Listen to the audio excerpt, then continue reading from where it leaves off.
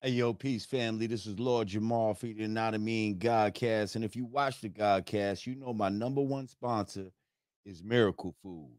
That's right, Miracle Food, the perfect cleanse and reboot for a healthy immune system. And these times, you know a healthy immune system is very important. It's also anti inflammatory. Miracle Food has Moringa, black seed oil, beet root oil. It also contains CBD.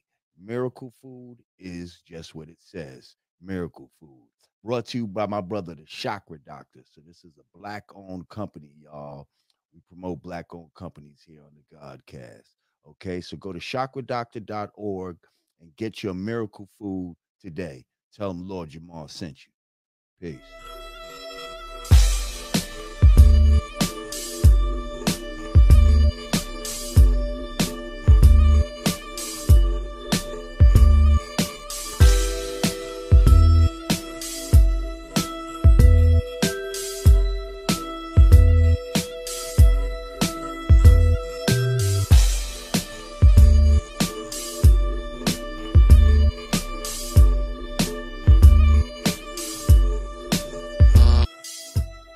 Peace to the gods, peace to the earths.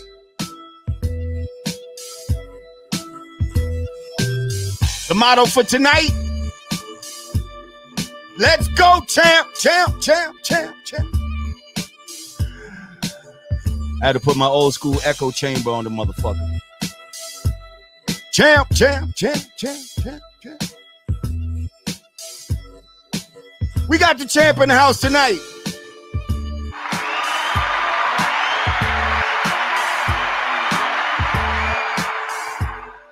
You know, we're going to be smoking. We're going to be building. You know how it goes, family.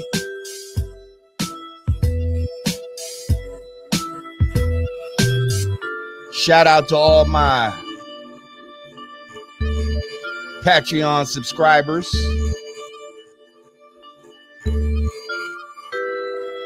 Speaking of which, got some shout outs that are due.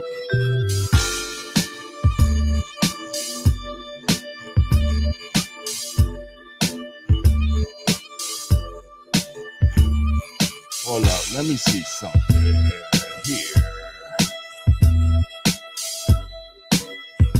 Pablo Garcia, peace. FJ Sanchez, peace. Buffer Ayo, peace. Mike Donnell, peace. Game Changer, peace. Scared Royalty, peace. Anton Hills, a.k.a. More Fire One, we say peace to you all. And thank you for joining the Patreon. You are now VIPs in this motherfucker.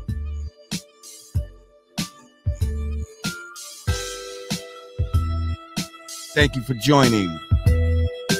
We appreciate the love. We break it down like.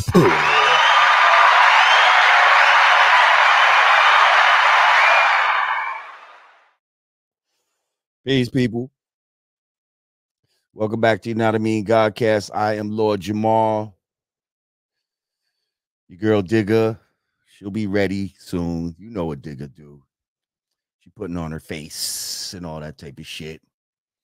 Godfrey, he's out in the world. He actually said he's at an audition right now, you know, because we are working actors out this bitch.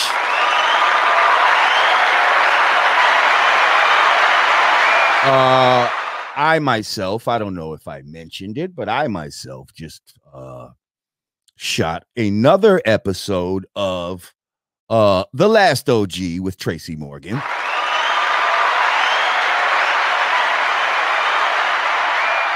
Yes, I am back as Divine. This time I had a nice scene with Tracy, Malik Yoba, Gary Dourdan. The shit was fire. It was fire. Yeah. Appreciate Tracy for bringing me back, and hopefully we'll be seeing Divine more on season 4 of The Last OG.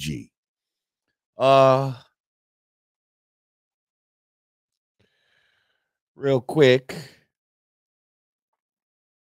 I want to shout out my executive producer, Artie Stack, my producer, Greg Abraham. Couldn't do it without y'all. Appreciate y'all.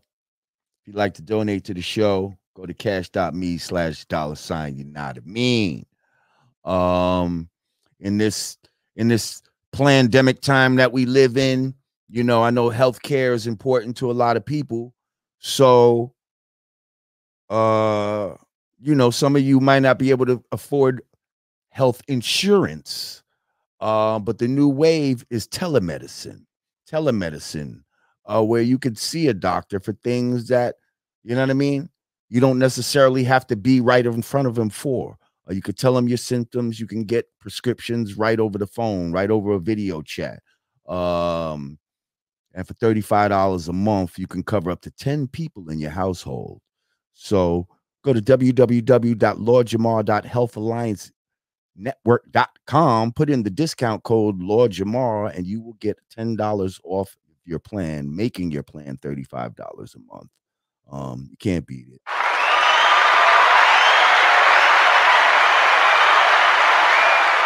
Right about this time, with no further ado, I want to bring my brother on. I love my guests, man. My guests, man, they be on time, yo. My guests be on time. They say black people don't be on time, but my guests be on time in this motherfucker.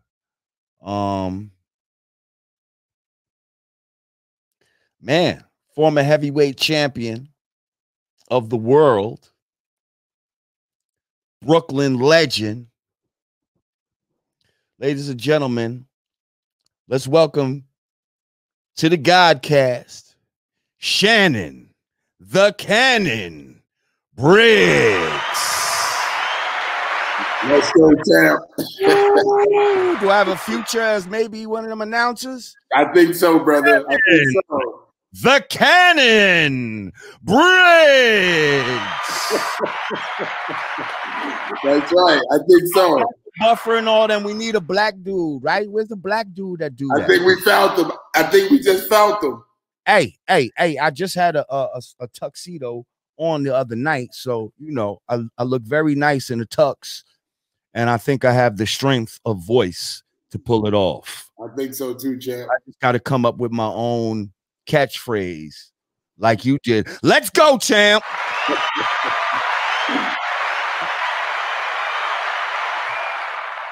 I think everybody needs a catchphrase in boxing. Right. Something you can copyright and call your own. That's right.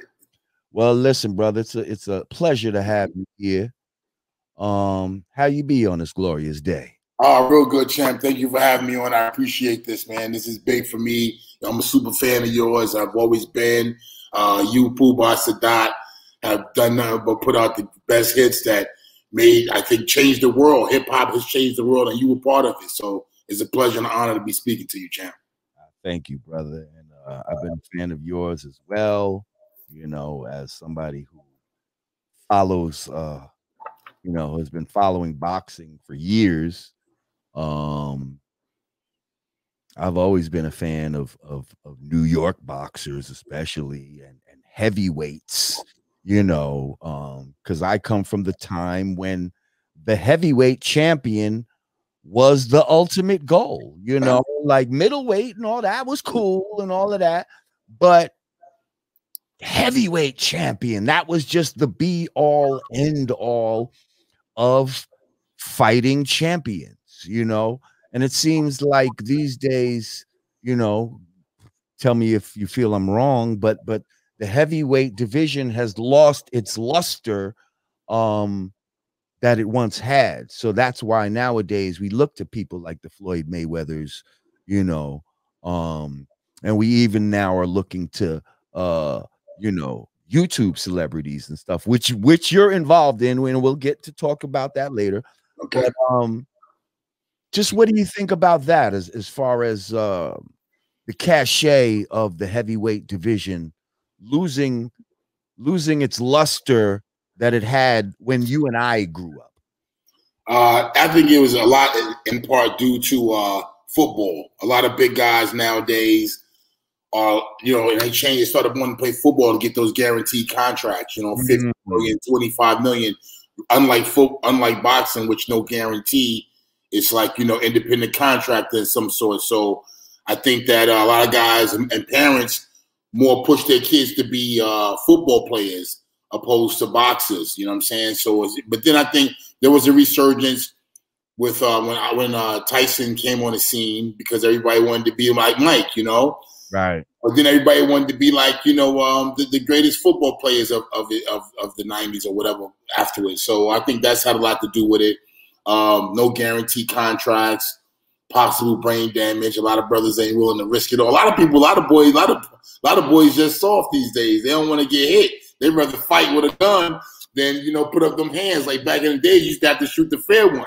You feel me? Absolutely. Not no more.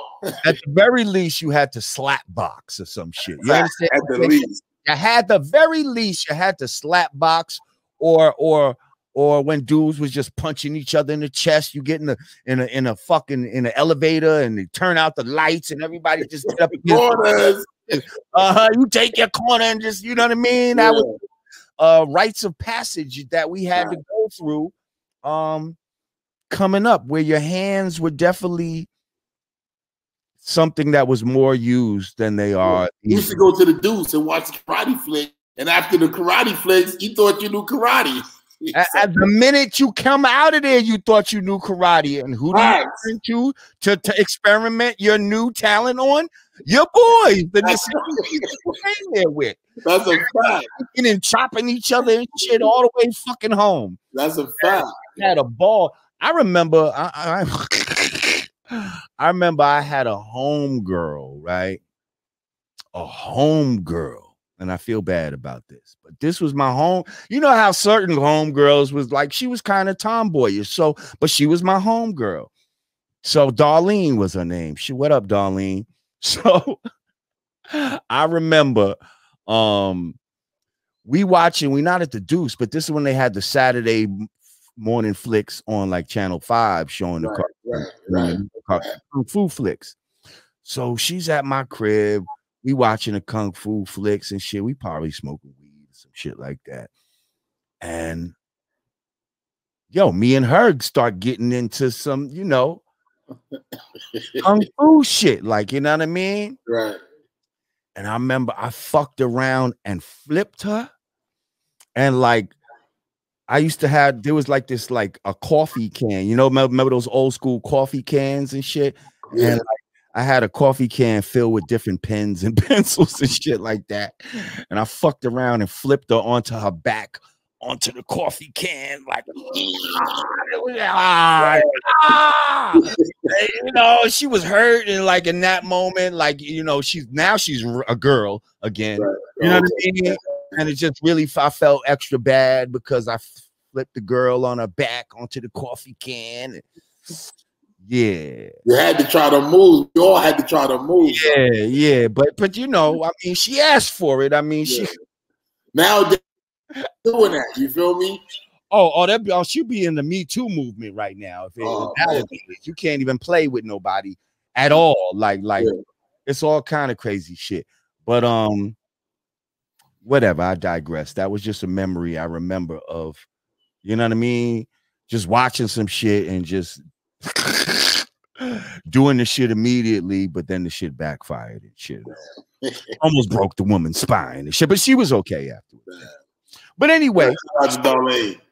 Yeah, shout out to Darlene. So anyway, so man, you come from the days of dudes was putting up hands. How did you get into boxing? You was born in Brooklyn, born and raised? Yes. Yeah, born and raised in Brownsville, Brooklyn.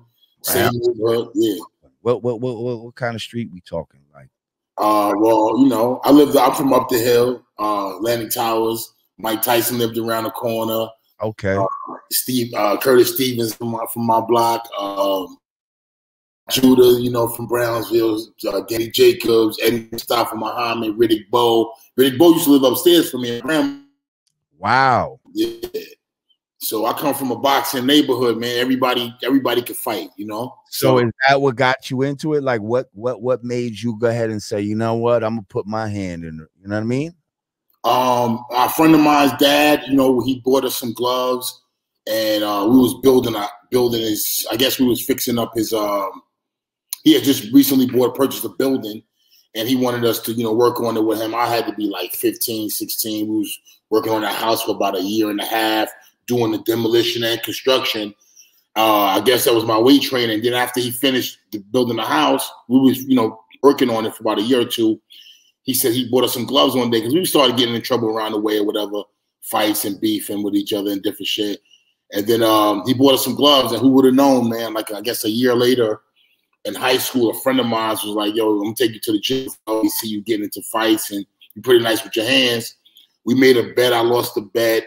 Long story short, he kept nagging me. So one day he took me to the Starry City Boxing Club. We went out there together, Starry City Boxing Club, and at the time I was homeless, man. So, you know, it was like I went there and it was like love at first sight. I wound up, you know, becoming a member, even sleeping in the gym for some time, and that's what helped. I mean, I really attribute that to my career. Being homeless for like, you know, on and off for like 4 or 5 years is what really contributed to me becoming a boxer. Well, how did that happen? How did you become homeless? My mom's, man, me and my mom's, you know, like I said, I'm from Atlantic Towers, Brownsville. I lived up the hill. I lived down the hill as well. I'm Marcus Garvey. I lived down there. I lived in the plaza. I lived all over Brownsville. My family from Brownsville, Van Dyke, Tilden. We all over Brownsville. So what happened? My mom's lost the crib. You know, my mom's unfortunately was struggling with a drug addiction early in my life. And then we were losing our crib, man. We lost our apartment. We got evicted. And that was devastating for me. I was like, I think I was 14, came home from school. I was going to Bishop Lachlan at the time, and we had got evicted. And it was the day I grew up, man. It was the day my life changed forever. Here I was a kid. I had my own room, my color TV. You know what I'm saying? I lived in a nice building with a pool in the, pool in the back. Right. And now I was homeless. So I went from living in that community, which I was born and raised, to living all over Brooklyn. And it was during this time that I started getting into trouble. I started learning about crime, and I started realizing the reality of that my life had changed forever. My stepdad, who raised me, he was on America's Most Wanted. So it was a huge embarrassment to my family. Whoa. Yeah, it was a huge embarrassment to my family. And we was kind of, me and my mom, you know, I'm an only child. We was kind of ridiculed. And so I say that all attributed to how I got into boxing. That made me tough enough to not only, you know, get into boxing, but strong enough to survive. All this time, I was suffering from asthma. So everybody told me I'd never make it in boxing. I was born with asthma. So they said you'll never make it. So it was all these things that attributed to me wanting to prove everybody wrong. Now, if I may back up a little bit, your stepfather was on America's Most Wanted. Yeah. What was he on there for? What did he do? Him and an accomplice, a homeboy of his, actually, they were pulled over by police. From what I remember, from what I was, you know, they was pulled over by some cops.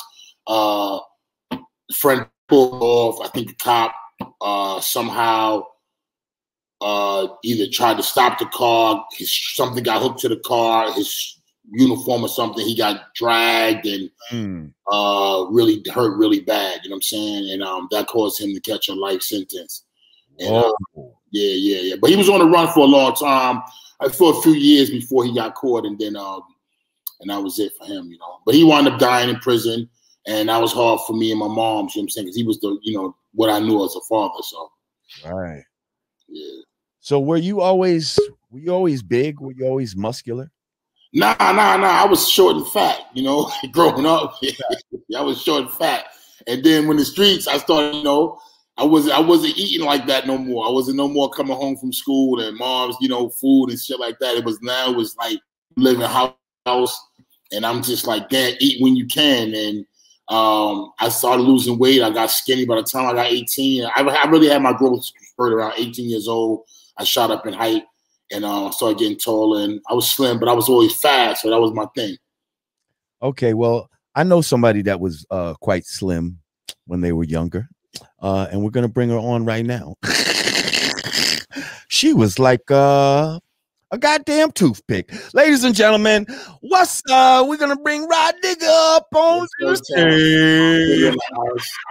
Hey, Let's go, champ. hey. What's up, my guy? Let's go, champ. Oh man, Oh, can't believe it. Love you, Digger. Love you, sis. I love you more. It's been a minute, man. We got to catch up. Facts. You know it. You know it. You know it. All is well. I heard Z. I heard. You know. I talked to Z, by the way. Yeah. Yeah. Get a touchdown. Yes, yeah, yes. man. Everything's good. Yes. Yes. oh, Z touchdown. Let me find out. Yeah. All right. Yep. Congratulations. Yeah, actually, it's been 3 about now. Yeah. You said 3 weeks? Oh, 3 months. Oh, For 3 about months? about 4 months. Yeah, 4 months. That long? That long? I didn't know. Okay. Yeah, I talked to him. Yep, He doing 4 months. good. You're looking a little blurry, a little dark, Dig. I can't lie. Am I? A little bit. Okay. Hang on, let's go into I can solo mode for a second. Yeah, you're Hold looking on, let's see. a little blurry. Let's see. All right, I just clicked a little screen. Let me see. I can turn some lights up. Hold up. Yeah, you know, do what you do. Hang on, we got to I give mean, you. I gotta just get that jumped in the chair. man. I didn't get to. Okay, here we go. I'm sorry. I just jumped in the chair. I didn't make any adjustments. Okay, that's one side. Let's get the Your other side. camera just looking blurry. I don't know what the blurriness is all about. So, Well, your I don't know. Maybe well, I did try to wipe it down. Am I still looking blurry? yeah. Yeah. Could be your connection too, though. I don't know. You just Could not be my look connection. the crisp Digger that we're used to knowing. But no, that look a little better. Look a little better. Look a little better. That look a little better. Okay. All right, hold on. Let me even the light out. Let me do this side over here. Okay. In the meantime, in between time. So you said you were kind of short and fat. You wasn't always big. Nah. I shot up, man. Like at 18, 19, I shot up 6'4.5", like from what? From like 5'10", 5'9" to boop overnight. Everybody was like, yo, you know. Now, were you smoking? Did you smoke? Nah, I never smoked weed until I started smoking around 9 years ago, champ. Wow. Being asthmatic. I was drinking though since I was like 14. I was drinking, you know, with the crew 40s and all that. See, I think I may have stunted my growth a little bit. I'm 5'11", right? My pops is like 6'3". My brother is like, my youngest brother is like 6'2". But then I got my middle brother that's right under me. He's the shortest of all of us.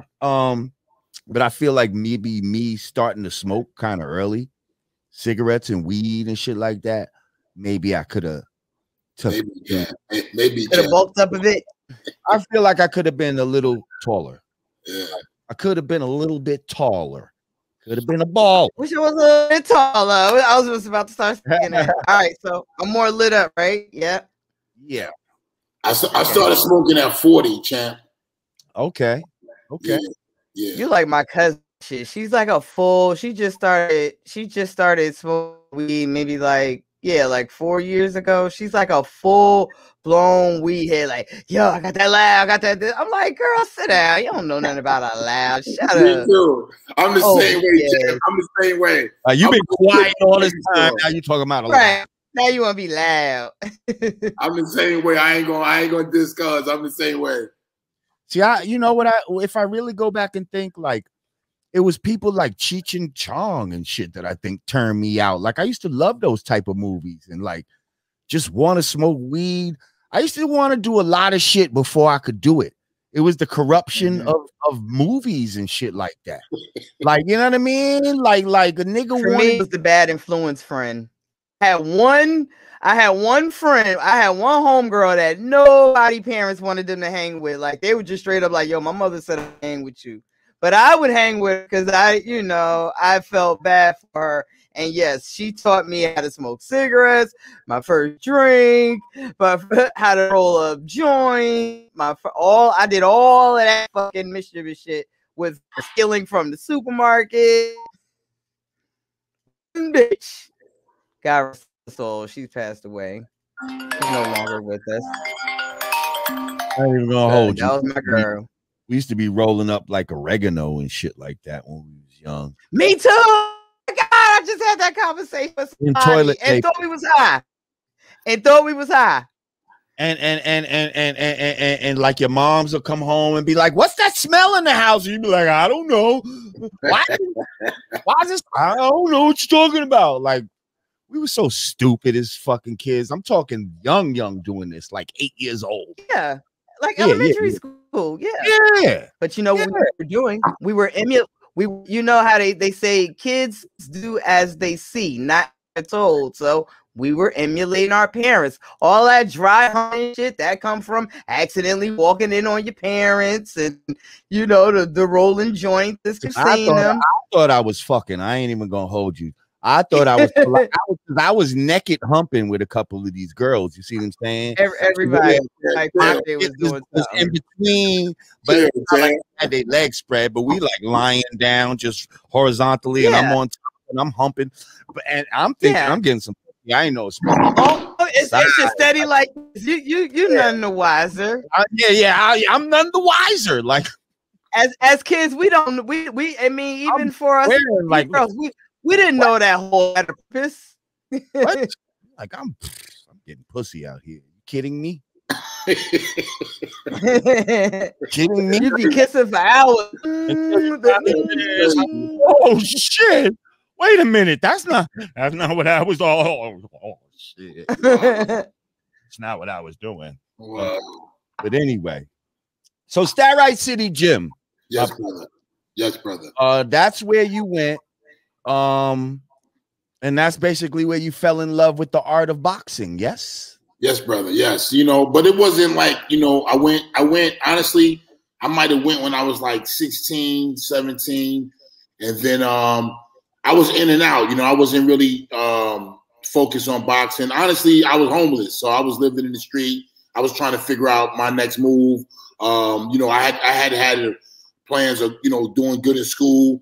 That didn't pan out because of my situation. And, you know, and then boxing was honestly like one of the last things that I had left. I had got in some trouble a few times. I was possibly facing jail time. And then the guy from the gym was like, "Yo, I'm gonna hold you down one more time. If you got talent, if you stick to it, you could be something." I gave it a shot and I excelled pretty fast. I want to say from 18 to 19, I started popping off. I got on the USA team. I started traveling the world. I had never really left. I hadn't been on a plane ever until boxing. So I never really left Brooklyn like that, opposed to going down south to see my family in Virginia. So when I started traveling, man, I was on the USA team. I was 18, 19 years old. I went out to I went to Cuba.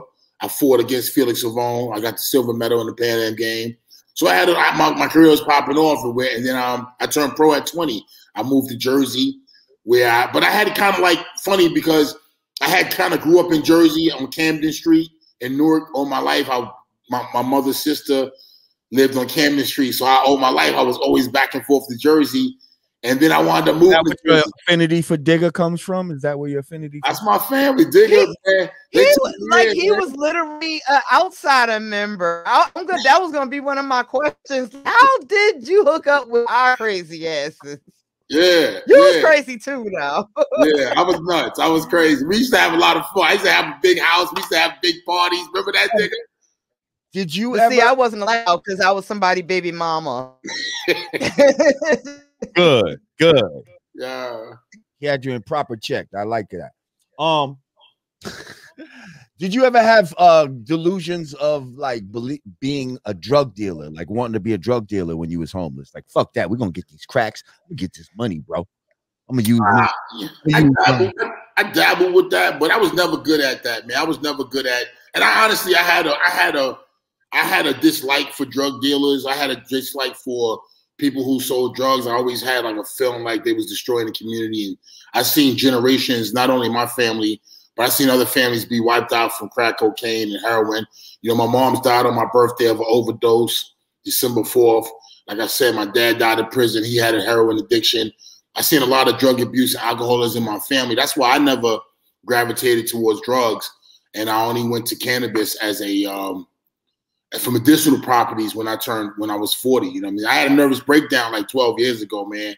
I was really bad off. I was suffering from major depression. I ballooned up in weight. I was 403 pounds. Oh, yeah, champ. I was messed up. I was damn near suicidal. I was ready to end it all. And then a homie came to me and was like, "Yo, champ, I think you need to try this."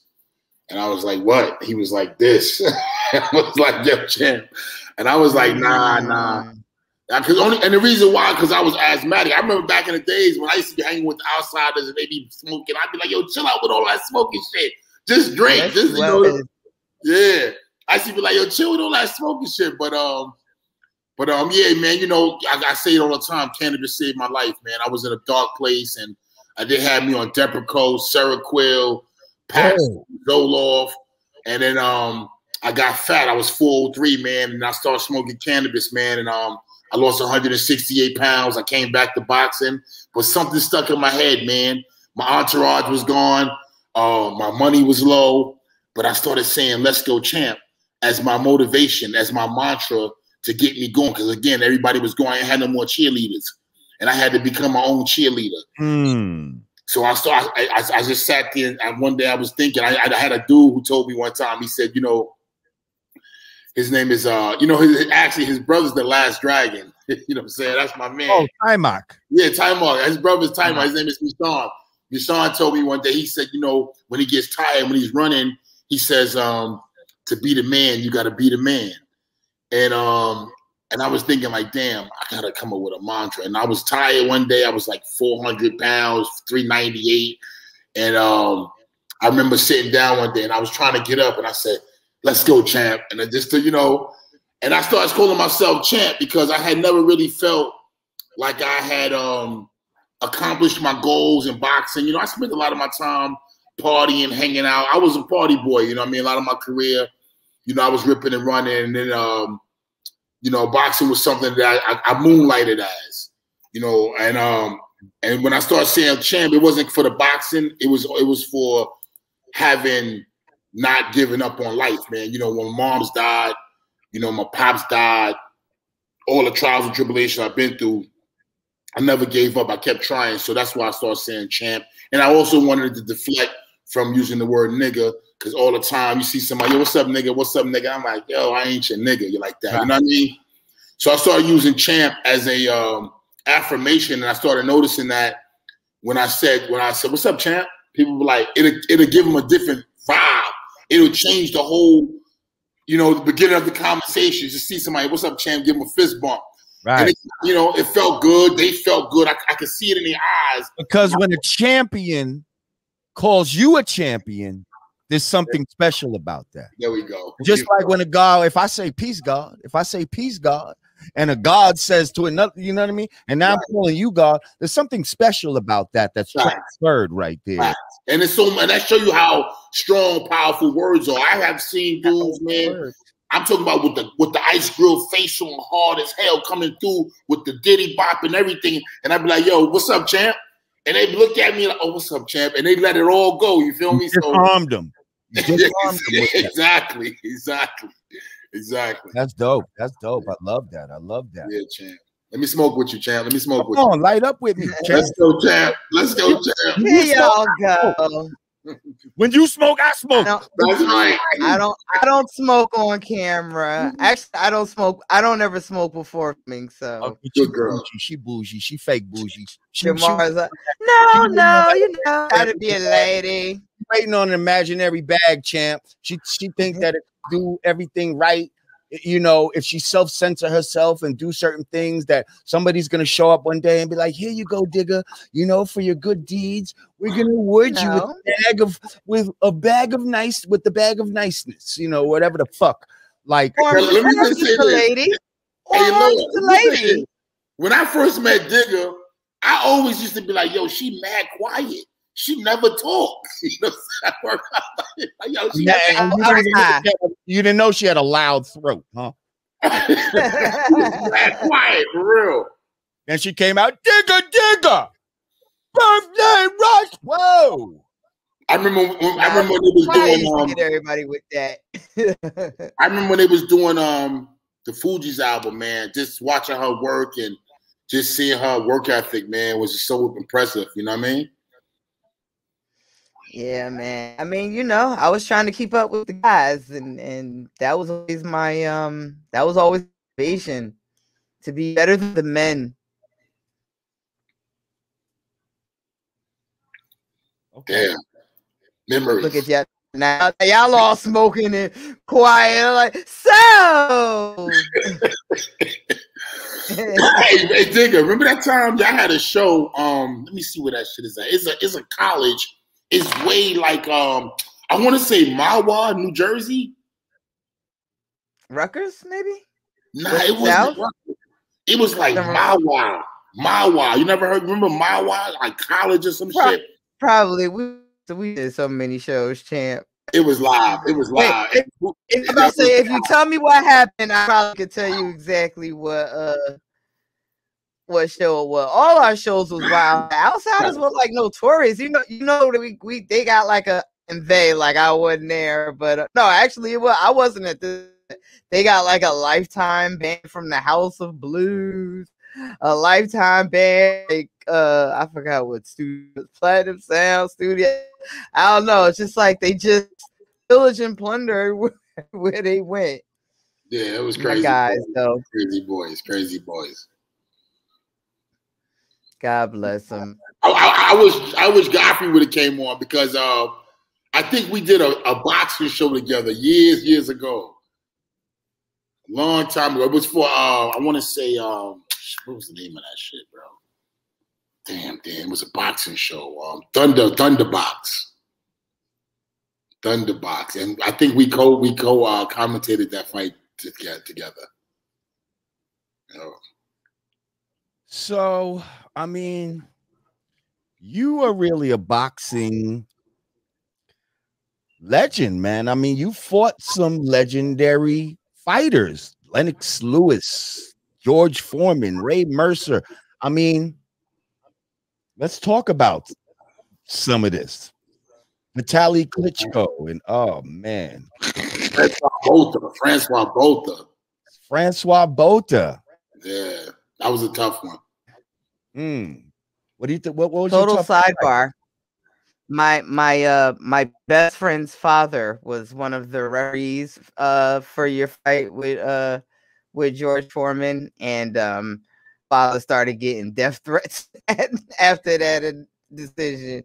Wow, they hated that I won against Foreman, but it's okay. He made enough money. Right, you got your grill. Right. Foreman grill. Right.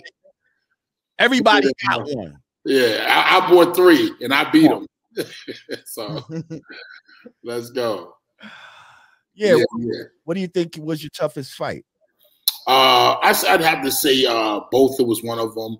I got injured in that fight, but it was a war, man. Vitaly Klitschko was a tough fight, but I fought that fight with one arm as well. In the first round, I tore my bicep here. They had to come through this side and come out this side.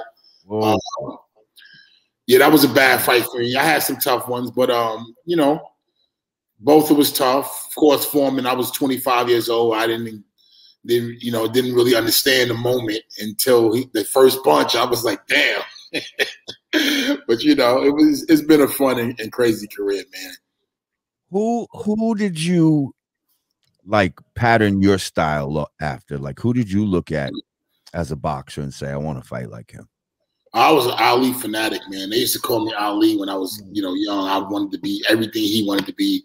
And him and Ray Robinson. I love Ray Robinson. I thought I wanted to walk like him, talk like him, everything Ray Robinson.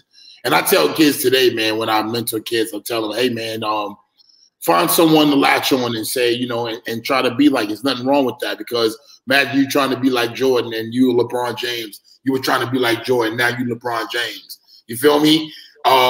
Find someone, you know, a rapper, Lord Jamar, Digga. Find some, you know, for them to look up to you guys and say, yo, I'm gonna try to, you know, excuse me, pattern my style or whatever. So for me, it was Ray Robinson and Ali. And later on, my style kind of changed up. I started training with Teddy Atlas, and he kind of changed my style, got me more flat-footed and looking for more knockouts, and that definitely did a lot for me in training with him. So I got to learn how to box and then learn how to fight, you know, fight flat-footed. And is there anyone? Go ahead. Is there anyone like all while you were training coming up saying like, I can't wait to get in the ring with that motherfucker here? Nah, I always thought that me and Tyson would fight, you know, being that we were from the same neighborhood. I always thought it would be like a Ali Frazier thing, because of his style coming forward and me being a boxer, I always, you know, use him as a bar to set myself up to be like, one day I'm gonna fight Tyson. I thought we was gonna have it about a year ago, but it didn't pop off, you know. Well, real quick, right? We spoke about Muhammad Ali, right? How you, you know, you wanted to emulate Muhammad Ali. Yes, bro. Muhammad Ali has just stepped into the building, ladies and gentlemen. That's right. Muhammad Ali is here. Ladies and gentlemen, on the Godcast, Muhammad Ali. There he is, the spirit. Shannon Briggs, I told you I'm gonna beat you. I'm gonna knock you out, Shannon. You're no good. I'm too pretty. I'm too fast. I'm the greatest. You think you can be as fast as me, boy? I'll knock that beard off your face. Don't do it. Your beard looks like Hal Cosell's toupee upside down. I told you I'm the best. I'm the greatest. I'm the fastest. All the best. I don't care, Shannon Briggs. You're gonna die. What up, B? What up, champ? So silly. What up? Everybody? How you doing, brother? Look at my shirt. Look at him. Wow. Oh, wow. That's Pele Ali. I was going to say, that Pele right there? That looked like Pele. That's Pele. That's Pele hugging Ali. Wow. Yeah. There you go. Yeah. How you doing, Godfrey, man? I ain't seen you. The gang's all here. Yeah. So we did that show together, Thunderbox. That's my boy. Yo, I remember. Yo, there was a show. Check it out. You guys, there was a show back in like '98 called Thunderbox. Yeah. Thunderbox. It was me and Eric Neese from the first what's that MTV, the reality show that they did every year. Not the Road Rules, but the other one. Yeah. You know what I'm talking about, where they live together. Oh, yeah, the Real World. Okay, thank you. He's from the first Real World. He was with Heather B in the first season. Okay. It was me, Eric Neese, and Big Les. Oh, Big Les. You know Big Les. Everybody know Big Les. Shout out to Big Les. So we did a thing where it was me and him. We're supposed to like kind of go play by play and sort of add a little bit of like humor to this boxing show. I remember there was a concert. Wyclef did the concert. Wyclef. It was a big old production. Yeah, that production was crazy. It was like WWE, but with boxing. Facts. But it never popped off. So I met Angelo Dundee before he passed away, which was crazy. Yep. I sat with Angelo. Will Smith came by when he was training for Ali. Yeah. So yeah, it was cool, but here was the problem. When we started, we did about 3 episodes, 3, 4, 5 episodes. When we started making fun of shit, the boxing people that were boxers, they were like, hey man, get these clowns off this shit, man. Fuck that. Nah, they wanted to whoop our asses, man. I was like, I'm like, all them motherfuckers can fight. I am not. I remember that. Mr. African Ha-Ha Man over there. Mr. African Ha-Ha Man. Yeah, they was like this. Oh, yeah, you think it's funny? You think it's straight? You think this is funny? You think this is a fucking joke? Real. This is real boxing right here. This our life. This our life. This our life. And you know they all can fight no matter what age they are. He's like, he making fun of us? Yo, no, we wasn't making fun in a bad way, but it was just one of those things that they came up. It was some nutty ass dude that came up with the idea. Jim DeLorenzo. Did he have a ponytail? His name was Jim DeLorenzo. DeLorenzo, yeah. Whenever you got a ponytail, white dudes with ponytails are like, I got a great idea. Let's go, champ. Yeah, but that was cool, man. That's when I met you, and then I would see you at parties in New York sometimes. Yeah. I was telling him I used to be a big party head. Yeah, we used to see you, and you would shake Shannon Briggs' hands, and this is his hand, one hand. See, Jesus Christ, this is his palm. My two hands is his one palm, and he would just shake my hand like that. Hey. I'll be like, God. I always do fist bumps now. Are you? I know you probably already talked about it. Are you trying to make these comebacks? Are you trying to do something? I never left, champ. Nobody won't fight me. I can't get no fights. The last fight you had was in Fast and Furious. Yeah, exactly. I can't get a fight, man. They won't give me a fight.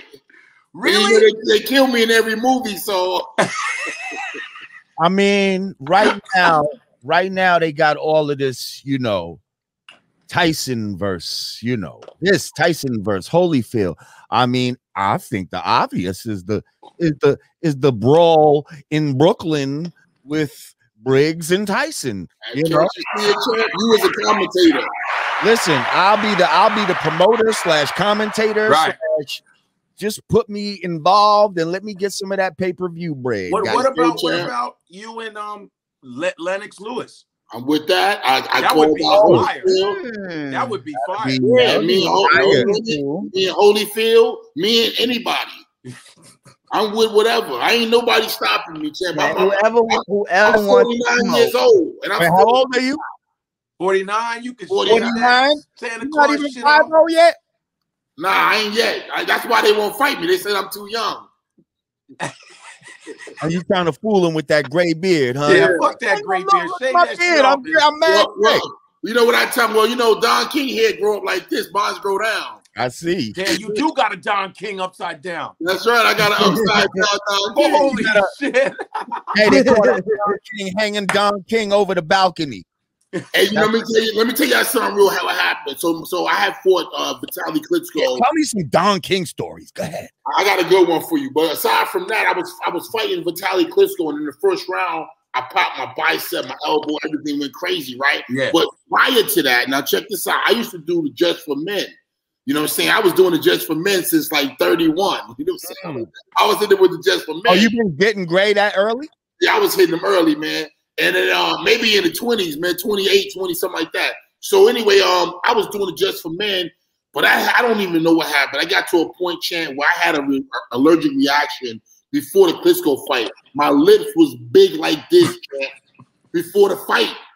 I'm talking about my whole chin was leaking pus. It was disgusting. I had like, it was like I had an allergic reaction. My face was swollen up, my cheeks, everything. I went into the fight like that. After the fight, I look like Martin. You know what I'm talking about? There's a class action suit against them. What did you say? There's a class action suit against Just for Men. My peoples, the same thing happened to my peoples. Like I helped them fill out the paperwork, everything. No, they got a whole lawsuit against them. You see, I'm keeping it real. I'm telling you, it was wild. The black on the beard. Yeah. It tore me up. I'm talking. This was like 3 days before the fight. My whole face, I got. And you had been using it though before that with no problems. With no problems, Chip. But this time, someone laced your shit, dude. Someone laced your shit, man. They laced your shit, dog. Yeah, they got me, dog. They got you, man. Swell his lips up, man. Swell his dude's lips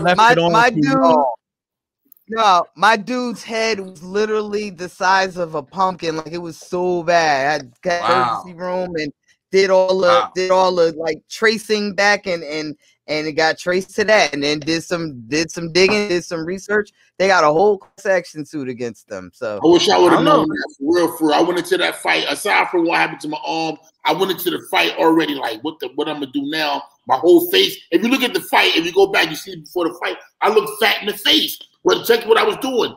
Days before the fight, I was getting shots in the face just to get the swelling down. I was getting shots in the face. So I had to sleep with a towel around my whole face because it was like pus was leaking, Jack. Oh man, it was crazy, yo. I had to fight that, and then my arm popped. There was no so there was no canceling the fight. You couldn't. Champ, and I ain't get paid for the fight, champ. I ain't get $1. I was in the hospital for 14 days. Why you didn't get paid for the fight? Because check this out. I teamed up with a dude, right? We started a company called Golden Empire. They went behind my back and started another company called The Empire without me knowing. So what happened was I wound up doing this. It's a movie. It's really real talk, no bullshit. So many levels of big name people got involved with this. Live Nation was involved with this whole lawsuit craziness. I'm talking about Live Nation. It was a company called Electric Daisy Carnival EDC. It was crazy, champ. It was really nasty. Long story short, it was me at the bottom getting squashed by all the people with the money. So long story short, they had to not pay me because paying me would admit guilt. They had money to drag me. They dragged me for about 8 months where they finally settled out. And I had to settle because I needed the bread. At the time, by 8 months down the road, I didn't get paid for the fight. Luckily, I had got a job. You know what I'm saying? And that's when I had ballooned up in weight afterwards, by the way, when I had the nervous breakdown I was telling you about, which led me to what? Cannabis, which did what? Changed my life. And then guess what I did? I went and got in the business. Weed helped me so much that I went and got into the business, champ. And because the reason why I was suicidal, y'all. I ain't gonna lie to you. I was ready to end it all. I was Depakote, Seroquel. These medications was making me more and more depressed, gaining weight. I didn't see any future for myself as far as ever being able to even rekindle my past, like get it back. And I call it getting it back. I didn't see it. And then I started smoking cannabis one night, and I started crying, y'all. I started crying tears. And I went in the house. I never forget. I went in the house and I fell asleep on the couch. From like hitting it like 3 or 4 times, I went to sleep. I was crying. I went to sleep. And then I got up in the morning. I just walked in the bathroom. I had dreadlocks. I had locks for like 27, 28 years. I went in the bathroom and I just started shaving my head off without thought. And that was the day I got rid of my hair. My wife came out and was like, "Oh my God, you're going crazier." I was like, "Nah, I feel bad. Something happened." I was like, "Nah, I got it." But weird enough, I didn't know what it was. I was like, and I went back outside by the pool, and that's where the joint was. And then I remembered, so I lit it up. But my boy had left it at my crib. He was a chef. He was my chef. He was my driver. He had left it, but he knew I don't like weed. He knew I ain't like weed in my crib. I didn't want around my kids, nothing. So he always would cook, and he'd go outside and hit it. But he must have forgot about the sneak. So I came. It was 2:30 in the morning. I got up. I don't know what. I was going through a lot.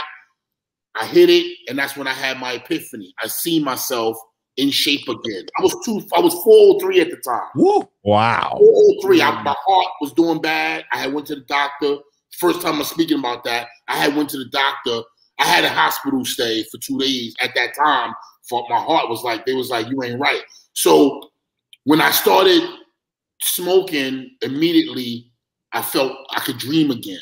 I see myself in a better place. And that's what really would stop me. I had stopped dreaming. I had stopped envisioning myself getting money, making something happen, doing something. I would take, all I would do is I get a big bowl. I take a big box of Frosted Flakes. Frosted Flakes! Yeah. And I get some bananas, and I sit there. I go to Krispy Kreme. I get 2 dozen of the raspberry, and I was literally eating fried chicken. My wife would cook. And this was why I had my man was my chef.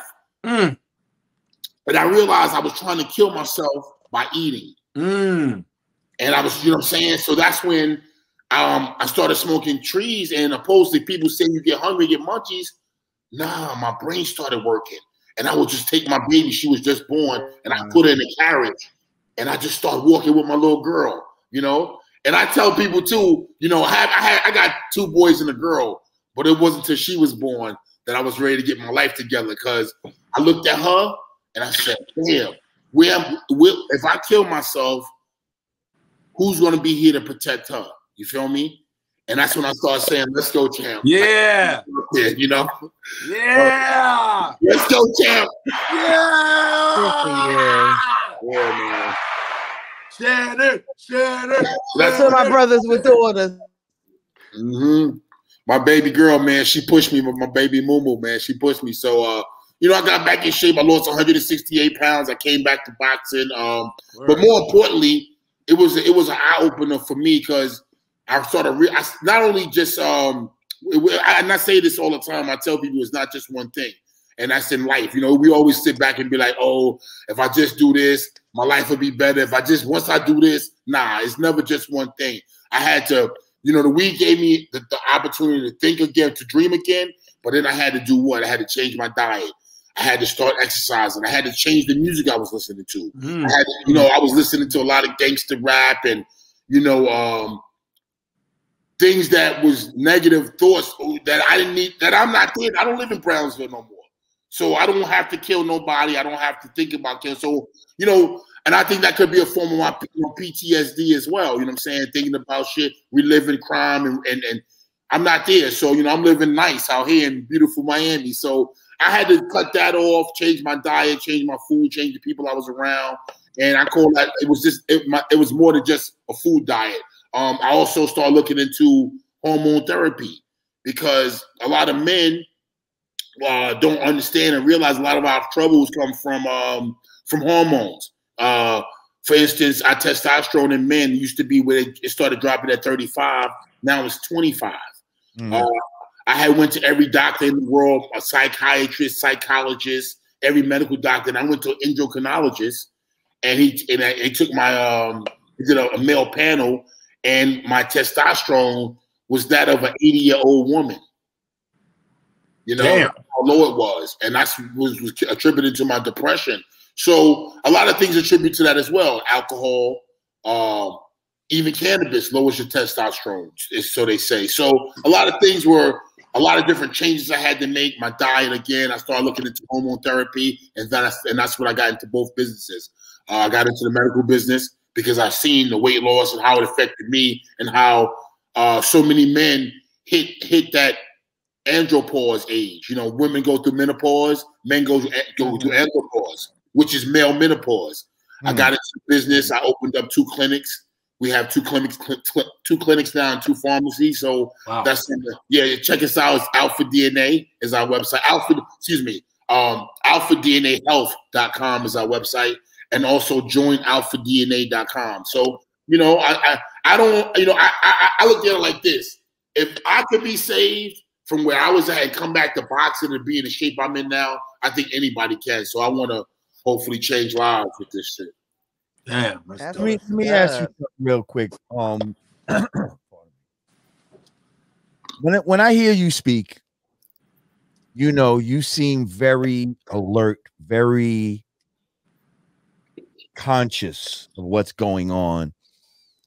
And that is actually opposite of the stereotype of boxers of when we were growing up. You know, the stereotype is that you become punchy, especially in your older age, from getting hit so much. Facts. I feel like I've seen that happen to certain boxers. How do you feel you've avoided that?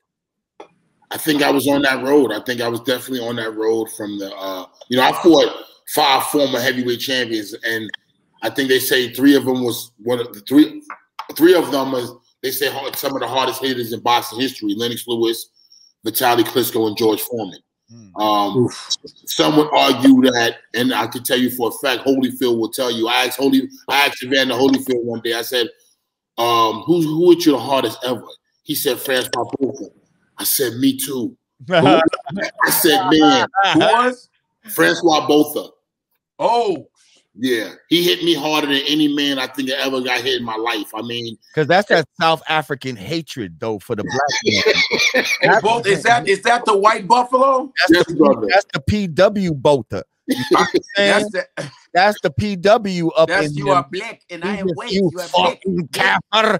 You kafir. I have to kill the blacks. Yo, when he hit you, he was thinking kafir. Oh man, every blow was just like Foreman. It was. I mean, it's a different type of power. Foreman hits extremely hard, both of them neck and neck. But it was something about those punches from Botha, and that's what Holyfield said.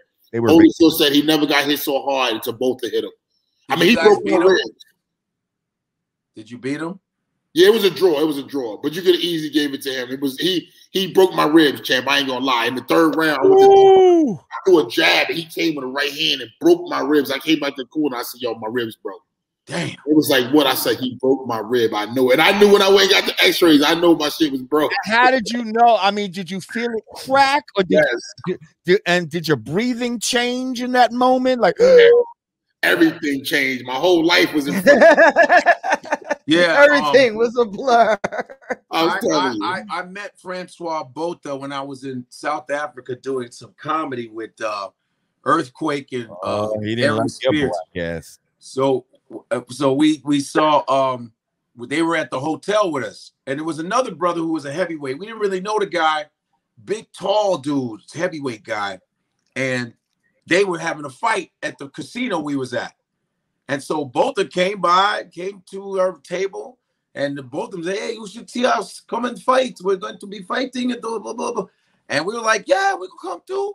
And and when we went to the fight, and Michael Buffer was there, the whole thing. But the problem was we were all sitting, and we were sitting by these white South Africans. And so it got real racially tense right away. Wow. What Botha was, they would every time Botha guy hits in, the whites would be like, yeah, that's right. It got fucked up. So then we started getting into it.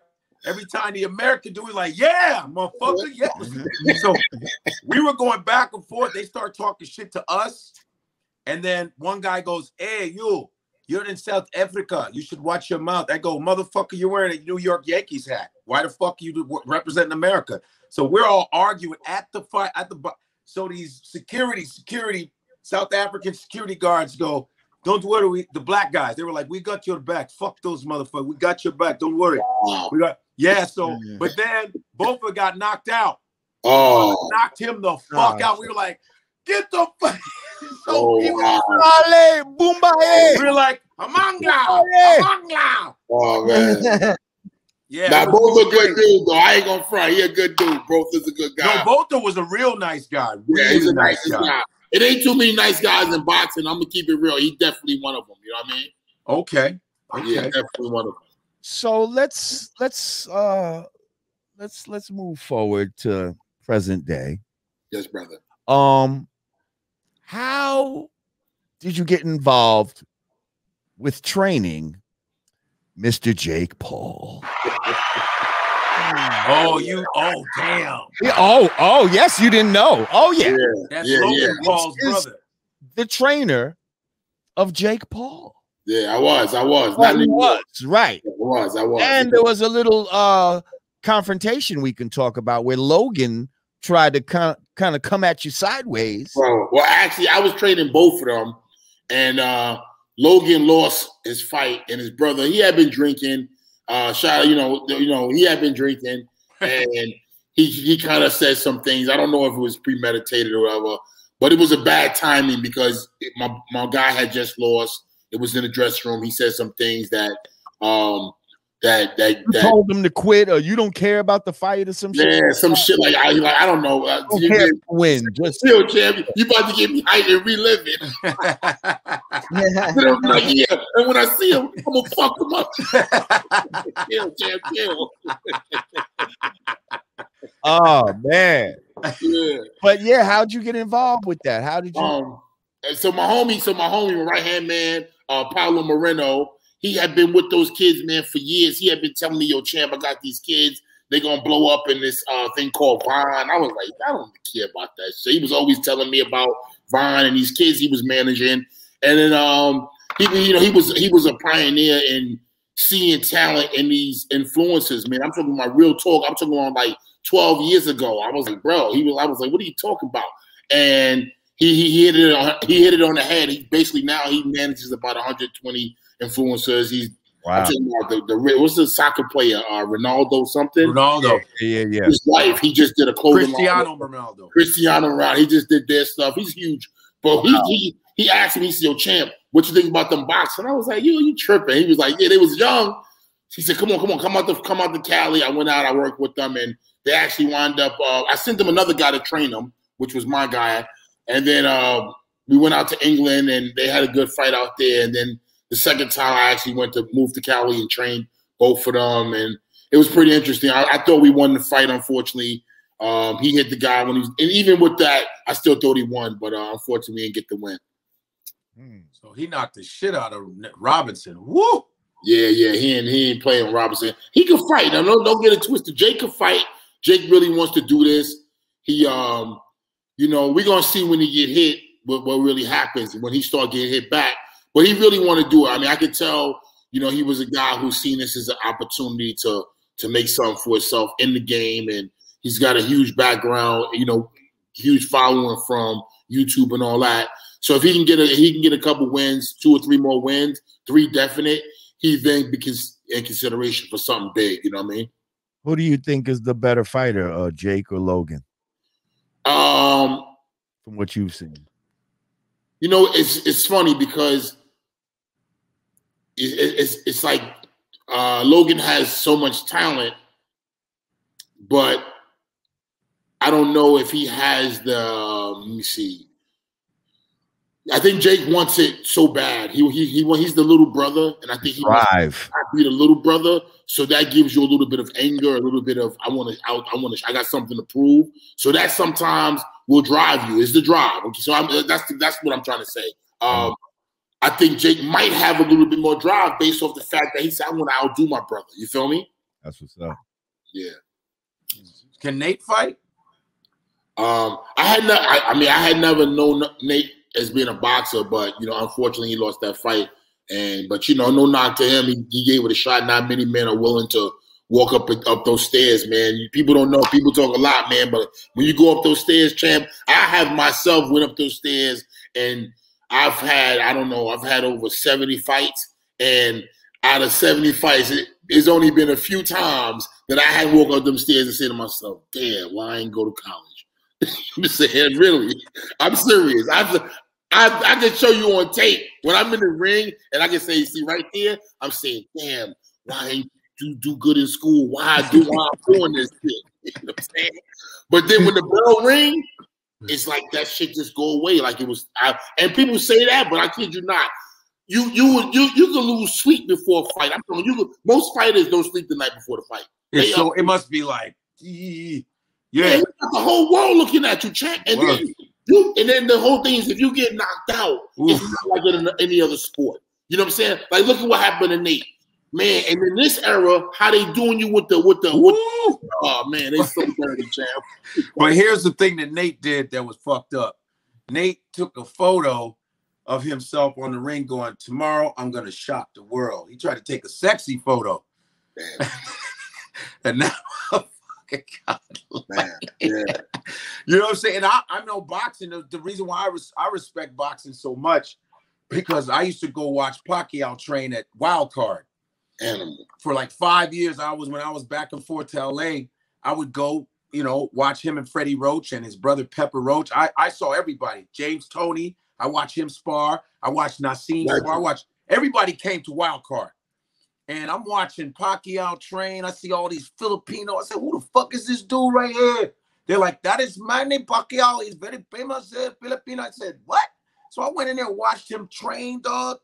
He had about 10 fresh dudes waiting to fight this dude. He would train with fresh dudes back and forth. Then they hit him with bamboo sticks on the side and shit. I'm not even bullshit. I watched this whole thing. And Pacquiao was just the nicest guy. Be like, "Hi, how you doing? How you doing?" And then I was like, oh, okay, I don't even know. And I looked him up. I said, God damn, he's that big. Beast. Yeah. And then I go in the ring, right? They say, hey, Joe, Pepper goes in. He goes, hey, you wanna hit the mitts with my brother? I said, yeah, let me go in there with his brother, right? I go in there, I don't know shit. So my dumb ass go in there, and I see the thing about boxing is we think we know how to box because we watch. Right. You know, I go in there, they said the guy goes, okay, you're gonna go 1, 2, 1, 2, right? You go 1, you know, the 1, 2, you know the shit. Yeah. So I said, all right. And then my legs were wide open because I took martial arts. He goes, okay, hey, get a rope and tie this guy's legs. The fuck? Your shit, they're already making fun of me. Yo, your legs are fucking too wide. So I got my shit, and they go, all right, you gonna keep your hands, remember, keep your head. And this is what I did. I start hitting, and I start going.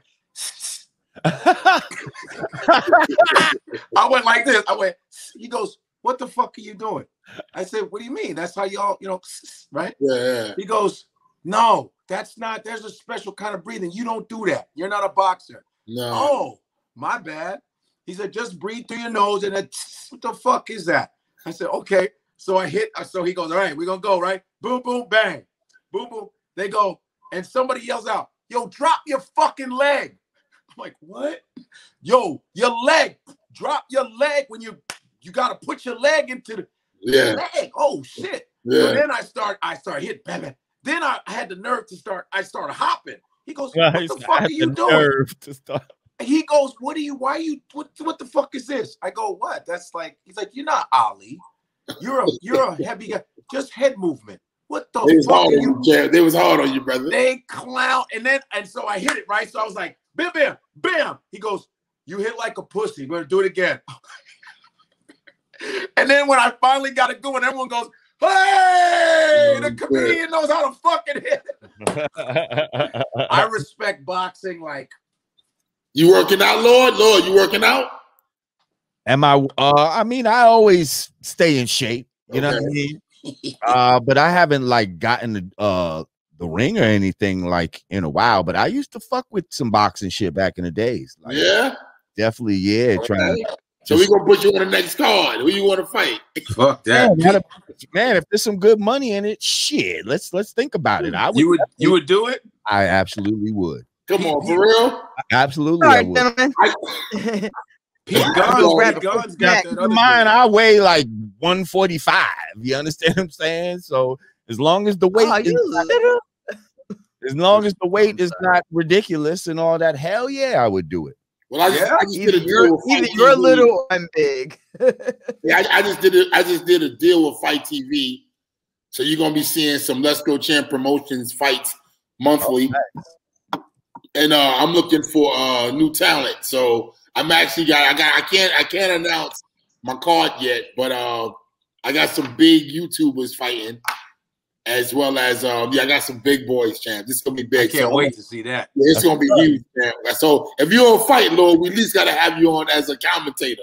Oh, absolutely. I'd love that. And Godfrey, we're bringing you back. And Digga, you ready? You want to do a boxing match? I want hell yeah. You got to train me first. I'll slap one of these hours. Oh, I said commentate, Digga. You ain't fighting nobody. Digga. I was ready. I think I can go. Are you ready? No, let me tell you. A mud hole or two. I've had a mud hole. We ready to smoke? We need you to commentate, nigga. Of course, I'll commentate. No, 2 worst nightmares in life have always been getting old and getting beat in a rap battle by a young girl. Or getting my ass whooped by a young girl. Those have been like I feel like I have been like mentally preparing to like never to make sure that never happens. So I stay hitting the bag and I stay hitting the books. Let's go, champ. That's it. Word. Yes. Definitely help you come up with fights though and acquire some talent. Talk about that. Miami. Okay. No, first of all, I want to talk about you, about how I feel like you were one of the original trolls On YouTube. For real. Wow. Yo, the way that you would run up on your Nemesis. You know, we hadn't seen anything like that since Ali or whatever. Yeah, and it was so fucking entertaining. When you eat, I eat. Like, yo, you had me crying. I smoke. Like, let's go. Yeah. I just loved it. I mean, you pulled up on him on a boat one time, like this nigga out trying to enjoy. Yeah, champ. This nigga out trying to enjoy his fucking vacation or whatever, and the guard Champ pulls up on a boat, like, yo, like when you vacation, I vacation. Right. That's right. Yo, I fucking loved it. That shit was hilarious. Like, what made you decide, like, yo, I'm gonna fucking pull a psyops on this nigga? Like I said, champ, I had that nervous breakdown. Everything was, going against me. I was banged up on the meds, champ. I would just sit there and watch TV, Law and Order, and all types of stupid shit. And then when I broke out the spell, champ, when I started with the tree, when I started losing the weight. I came down in weight, and I started calling all the promoters and managers. I had been out the game for like 3 years. I started calling people up 4 years. Yo, what's up? I'm trying to get fuck with you, right? They was laughing at me. So one day, I called this known promoter. I don't want to say his name, and they thought they hung up on me, but they didn't, champ. And they said, yo, you ain't gonna believe this. Shannon Briggs just called. It is. It was like, yo, you ain't gonna believe this. Shannon Briggs just called. And yo, he talking about he wanna fight. They started laughing. They was like, yo, blah, blah, blah. They was talking about me like a dog, champ. I said, oh, and I got motivated, champ. Lost more weight. And one day I called up the dude who owned Fight News, fightnews.com, and I was like, yo, I went crazy on him.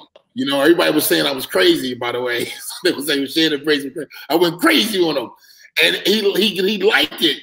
He said, interview you. Honestly, no one had even seen the guy. He came down to interview me, man. And I just went on a rant. And it was at that moment I was like, yo, only way is because I called every promoter, every manager you could call. The only way I'm going to get fight is by confronting this and embarrassing them. So I start going every press, getting banned, get kicked out, get banned, no shirt. But one of my things was I'm not gonna wear no shirt. So they started calling me No Shirt Shannon. I would just go anywhere, whole football. And I thought every press conference, every manager and promoter said, yo, Shannon Briggs is not allowed. So then I started going to their gyms. I went to a couple people's houses out in England. And it worked, Chad. Well, I thought it worked. I think that it did work. It was great. I loved it. It was brilliant. You know what I mean? And just to show like that Brooklyn, like, yo, I don't give a fuck. Like I feel like I remember you like grabbing food off his plate. Like it was like, yo, it was hilarious. You started grabbing drinks and shit. Like, yo, man, y'all gotta see this shit. Like, let's go, Chad. I saw you. Yeah, you might have to intersect. Cut some of that in. Greg. I know. Nigga was like, man, that's my boy. What happened to him? He went crazy. Nah, I mean, I thought it was all, like how they do with the rap battles now with the females and shit. Like, you don't know if it's staged or if this shit is real and shit. I know you personally. I know you wasn't playing. I knew it wasn't staged. I was just feeling like Brooklyn style. Like, yeah. I was just feeling like this a real nigga that don't give a fuck. And he's running up on these niggas, letting them know, like what? You know what I mean? Like, y'all don't want to give me a shot? Well, I'm going to fucking keep being in your fucking face too. You fucking give me a shot, nigga. What? I ain't going nowhere. So again, When you eat, I eat. When you smoke, I smoke. That's right. Let's go, champ. Be hungry, champ. That's right. Let's go, Yeah, champ. look, I wonder if I can do that in rap. Can I run on Cardi and Megan's set? When you wop, I wop. When you I get a weave. I twerk. Oh man. Oh man, that's crazy. You wop, I wop. That was crazy. That's funny. That's too funny. Oh man. So we were talking earlier and you said, well, first of all, follow if you're just joining us, we're talking to former heavyweight champion Shannon the Cannon Briggs. And you can follow him on IG at Cannon_Briggs on IG. Go follow him, check him out. Also, you were telling me about Cannabis.com. Yes, brother. Cannabis.com. Tell us about Cannabis.com. What is that? It's my website right now. Currently, well, it's up and now, but we're gonna have a new one live at 5 soon. Hopefully by 5 p.m. tomorrow, we have our new site up. But you can check out the site now. Like I said, man, you know, the tree of life, man, saved my life. I feel as though cannabis was the beginning. It's not just one thing, like I said, and that's gonna be the name of my book, by the way. It's not just one thing, because it's never just one thing. We always gotta, you know, different. It's always a family of things. Exactly. So you know what I mean? Exactly. Well, I tell people that because people try to pinpoint one thing that might have been a problem or the one thing that really was a family of things that helped That's for the better or the worse. That's why I always say it's not just one thing, champ. You know, I started smoking. I changed my diet. I changed everything, my music diet, the people around me, everything. And then, like I said, I wanted to get into the business because I felt as though there was a lot of fighters like me. I had done my due diligence. A lot of veterans had come home. A lot of people would come home from prison, in fact, that did 20, 30, 40 years. They come home to, you know, PTSD from prison. They coming home to, you know, anxiety. And cannabis is something that is an alternative opposed to them taking, you know, prescription drugs. And, I mean, I can speak for myself when I say prescription drugs did a number on me. I was in a bad place, and I'm blessed and happy to say that cannabis changed my life. So I got into the business. That's my site. Currently, I have a distribution deal where we're doing in Michigan. Working on my license in Jersey, which I should hopefully have soon. Became legal recreational weed. Yeah, New York, yes. All right. I'm licensed in Michigan right now, Massachusetts, and I'm working on Jersey, and my California license is coming through. So I'm just, you know, I'm trying to be the entrepreneur that I can be. You know what I mean? Let me ask you. Oh, hang on, guys. My battery about to die. My charger. Okay. All right. Oh, so you said you changed your musical diet, right? Yes, bro. You used to listen to a lot of gangster rap and shit. So what did you change to? What did you start listening to help feed your soul, and especially hip hop wise? Where did you go? Yeah, so you know, I'm a Brooklyn born and raised. All grew up on hip hop all my life. Sugar Hill to, you know what I mean? I'm from 78, 79. In love with hip hop. It was my teacher to what's going on. It was not my parents. Being the only child, what you was doing was, you know, what I'm gonna do and how I'm gonna dress. The hip hop, you got the culture. You led literally were our big brothers, our cousins, everything. It was what the hip hop was doing. So for me, I grew up on hip hop, and then when they started going dark with the hip hop and the murders and all that, you know, the street rap, you know what I'm saying? Like Mobb Deep, the killer shit, you know what I'm saying? All that, the drug real and killing rap. I'm going that route too. Although I was boxing, it was what, you know, I'm listening to.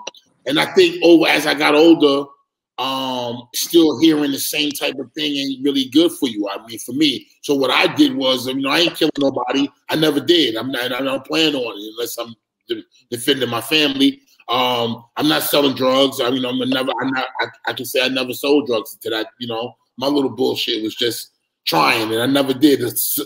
I say I'm fortunate because I wasn't successful as a drug dealer. Right. I wasn't good, so I'm glad. You know. But so for me, you know, man, my life has been so crazy, champ. I'll be honest with you. I've been all up and down, all around the world. I got into the cannabis business again because it was a life changer for me.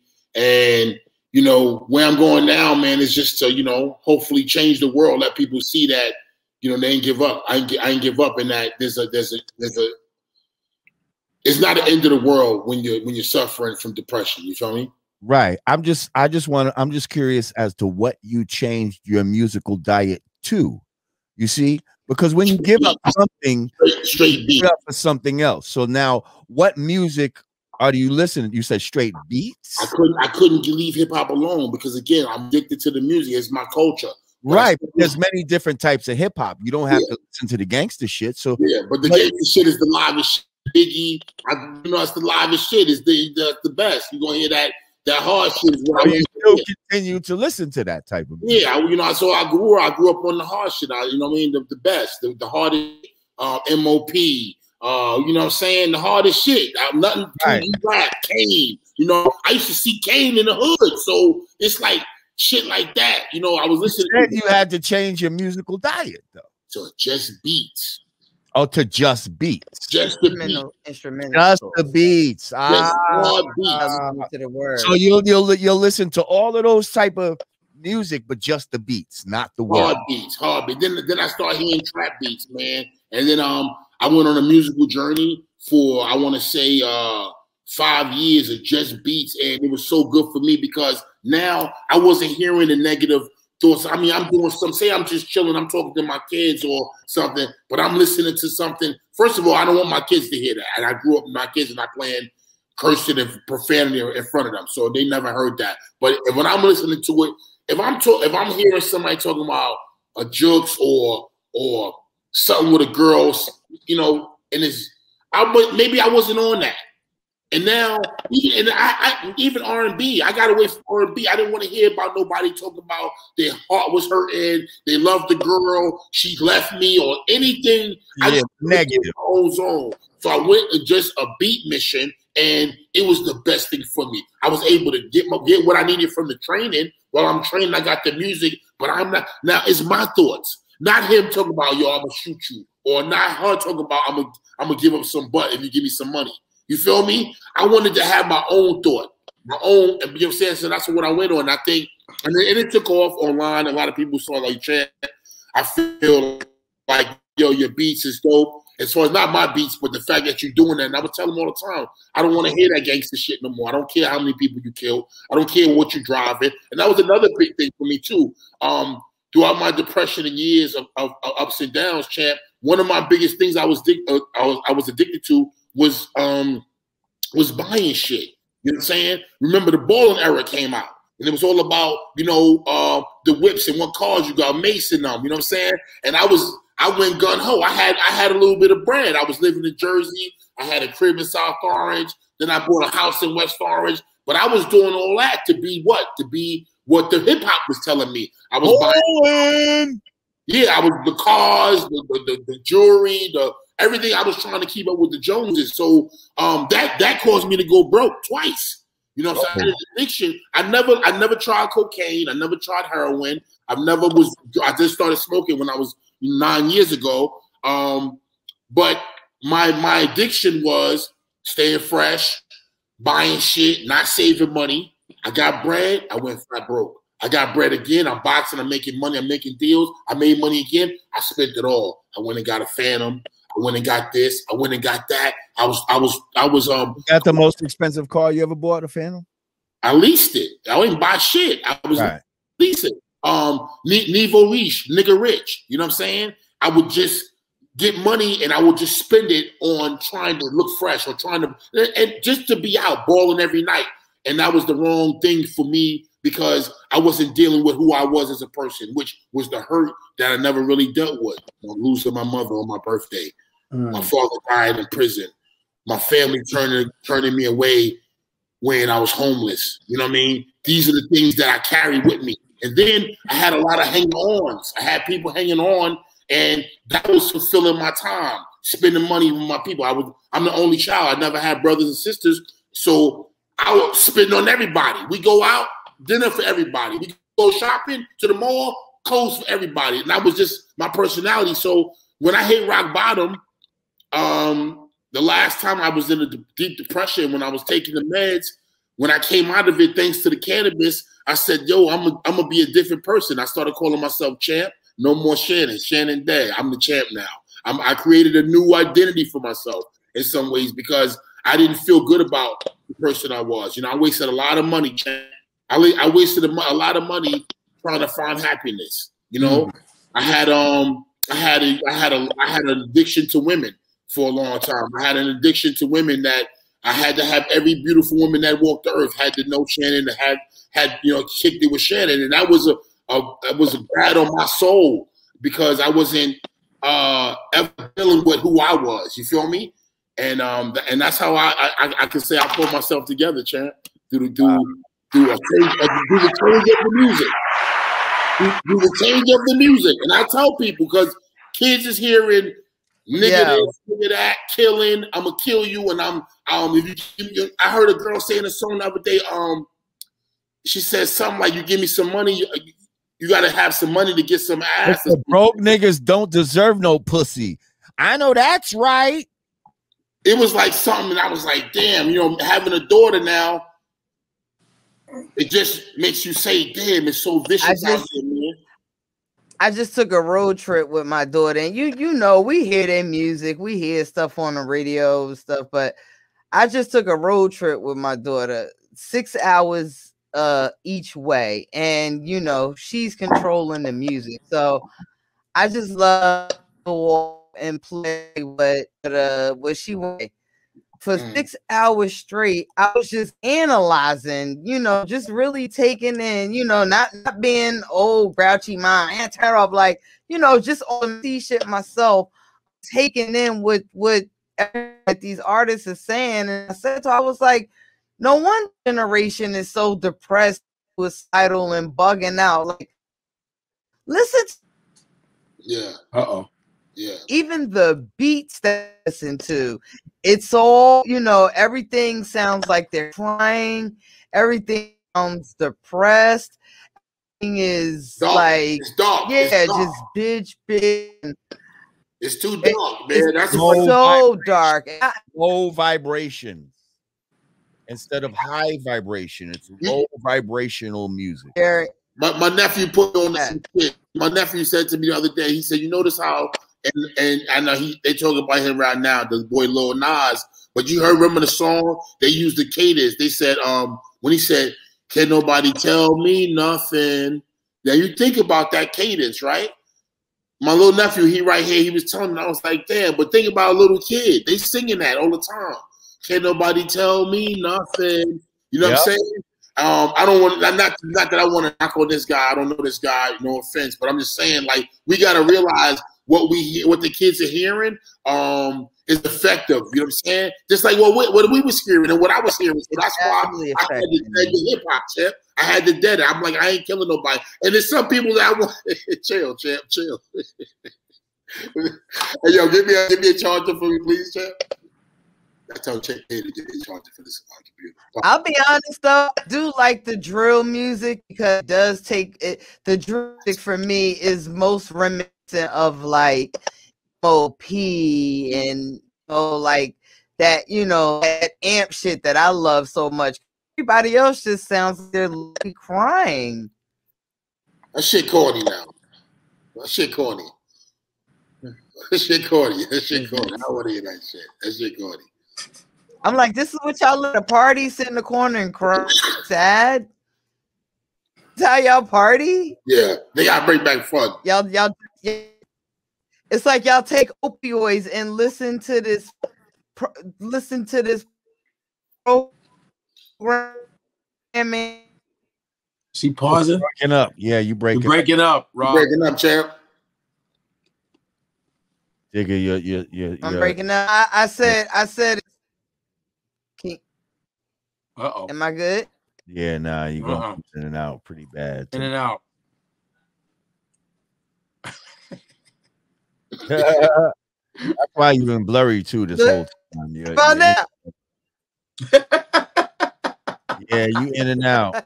You like a train conductor microphone. Yeah, that's funny. You should see how you froze it like this. You come back in. Yeah, try come back, connecting back. Yeah, we should all do that. Like this. Just be.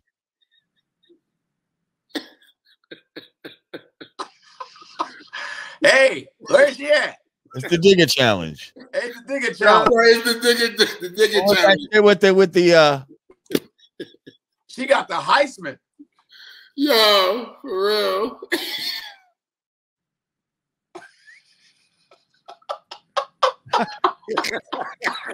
Hey, Digga. I was stuck.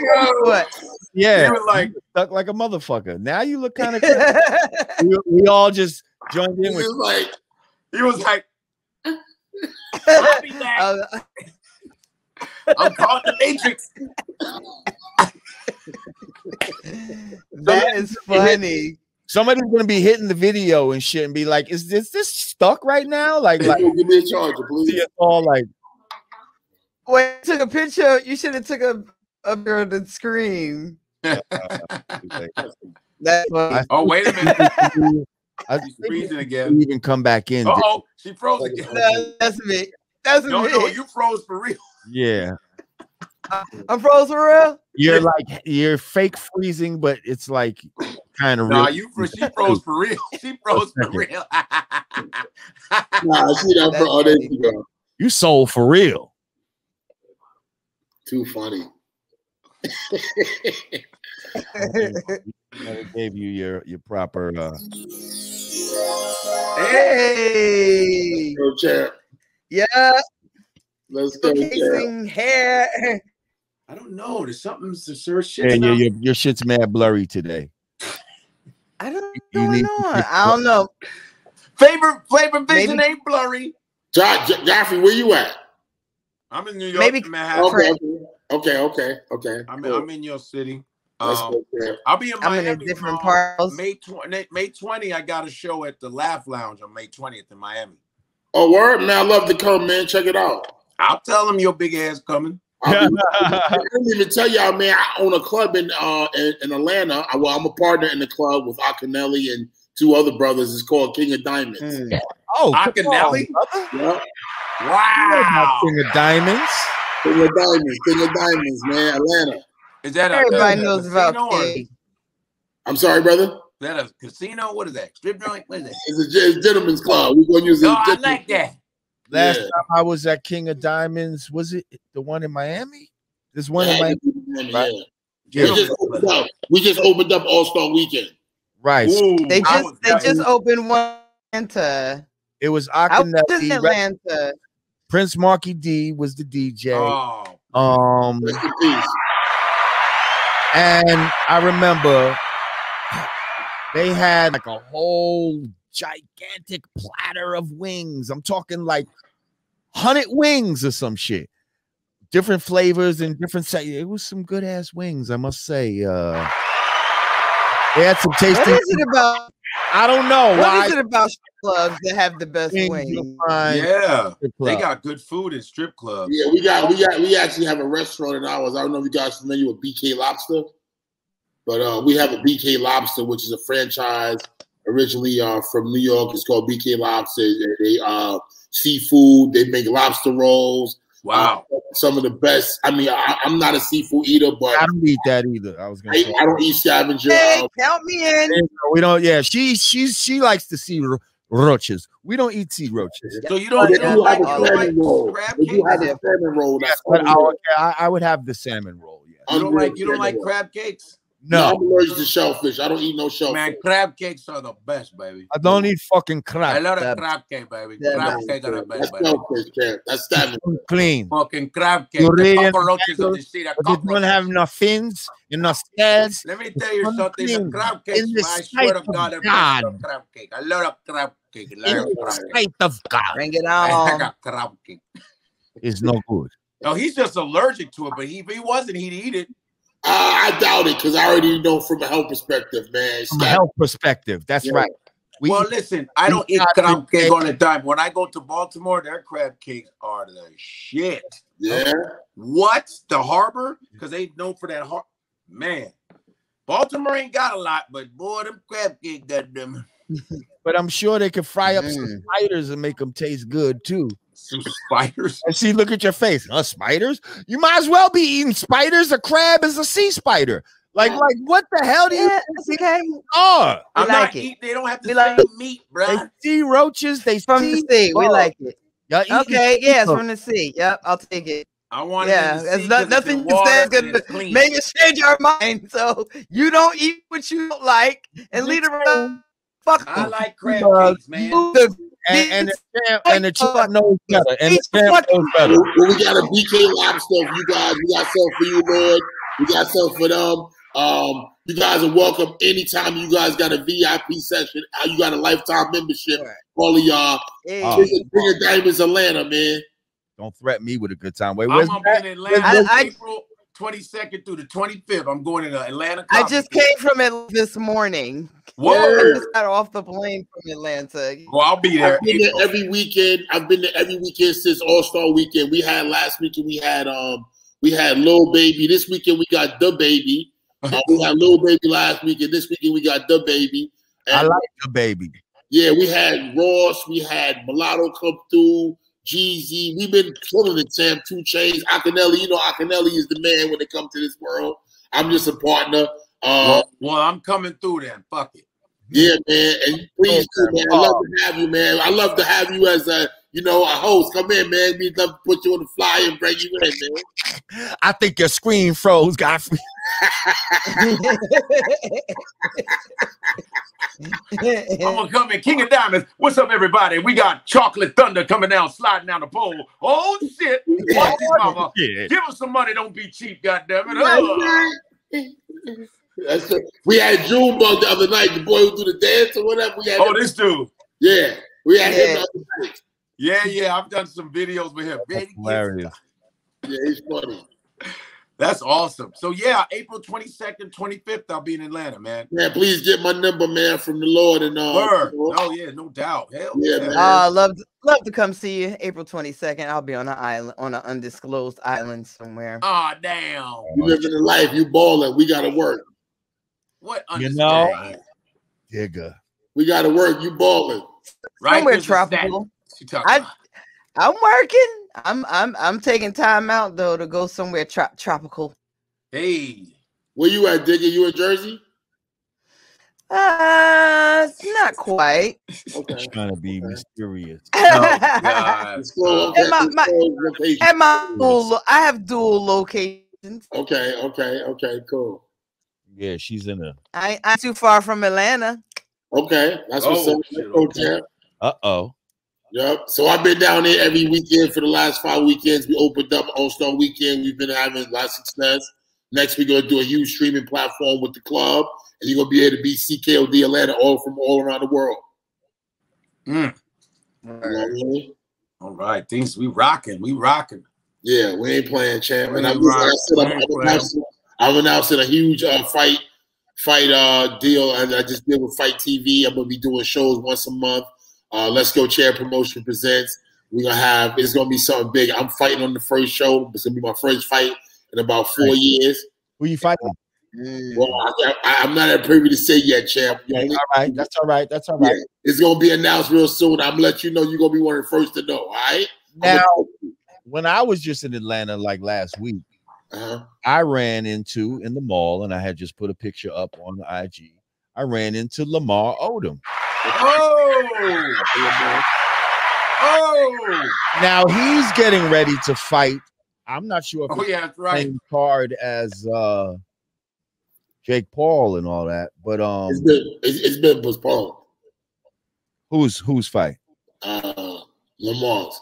Has it? I heard it was postponed. Don't quote me on that, but I heard it was postponed. Okay. Well, the last I heard, it was on. But okay. I was just gonna ask you your thoughts on it. I know he's supposed to be fighting Aaron Carter. The singer. Yeah, I mean, we say the singer, but I ain't gonna front. I seen a video of that boy punching a goddamn one of them fake body things or whatever. Definitely, you ready? He was throwing some punches, is all I could say. He ready? He was throwing some punches. Well, they got Lamar was looking a little flat-footed. Yeah, like I don't know. Lamar was looking a little. Pete Guns is going against Cisco, his boy Cisco. Pete Guns is fighting. Oh yes, did you hear about that? Peter Guns and Cisco from Love and Hip Hop. Yep. Oh wow. Not Cisco the singer, the big Puerto Rican dude. Oh, the guy. Joe. Yeah. But don't Pete fight for real? Don't he? No, he doesn't box like that. No. Not like no. Yeah, I mean, I think he knows some shit. You know what I mean? The homie might know some shit too. Cisco might know some shit. A lot of people know some shit that you don't know shit. You see what I'm saying? Right. Until they have to know some shit. You know what I mean? So I guess we're getting ready to find out with Peter Guns and Cisco. But that should be interesting. What do you fight? Yes. Nah. Yes, organized in the ring type of shit. Nah, for real? Look it up. Peter Guns, my man. I gotta holler at him. Peter Guns, okay, and Cisco are gonna fight. For real? Yep. What do you think about? Because I feel like this is almost like saying fuck you to regular boxing for whatever regular boxing has, abused its fans in whatever way they have abused them. I feel like now people is like, you know what, we're gonna make our own fucking fights. Like fuck that shit. It ain't got to be sanctioned by no heavyweight, blah blah blah. That's how now you got these YouTube fights and this and the. No, I think what's happening. I don't think it's anything in the boxing community. No, I think it's the general public. We lost them. Yeah, sure. I think it's the general public being disenchanted with mainstream boxing. Can I give you my opinion, champ? Yes, please, of course. Okay. So this is what it is. This is crazy, but this is what it is. We've always wanted to see our favorite celebrities fight each other. But it was just television, right? So the fact of the matter is today's celebrity is I don't know what the hell is happening. No, I cut you out. I was gonna say I think it's happening with the boxing is what's happening with everything. It's like you have YouTube and / reality stars replacing people that actually went to drama school and went to work with acting coaches. I was saying. Yeah.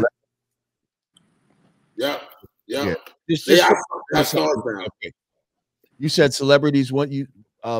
People been wanting to see celebrities fight each other. You said yes for decades. For decades, and now finally.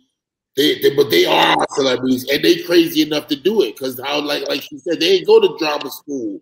They just like, yo, I'm in my kitchen making videos. Guess what? I'm a star. I'm crazy, and guess what? A lot of them don't make a lot of money. They got to work every day and make skits up every day, and every day try to keep. It's a hard job. Even when I was doing it, and I was chasing everybody around the town, it became somewhat like it became really nerve-wracking that I had to constantly try to keep the people entertained. And I was noticing that I was growing a huge fan base, and it became a job to every day. Let me think of a new skit. Who I'm gonna run up on, and what I'm gonna do now. And it wore me down. I was like, yo, this shit is a mission. And a lot of them are making bread. So You tell a kid who ain't making no bread that he getting calls and say, yo, I'll promote this for me. I'll give you $1,000 or $500. If you do this for me right now, you say, yo, you want to make 150 grand? You want to make 300 grand? They like 300 grand? Yeah, box another guy like you. Matter of fact, you want to make $5 million? You know what I'm saying? Logan Paul, $5 million for his last fight. You know what I'm saying? Wow. Damn. Wow. And the fight before that. So, and his next fight he'll probably make $20 million fighting Floyd Mayweather. What? Yeah. Wow. $20 million. Damn. If not 50 million. Shit. Who knows how many people are gonna buy that shit? People are like, yeah, I'll get knocked the fuck out for 20 million, right? Yeah. Hell yeah. What?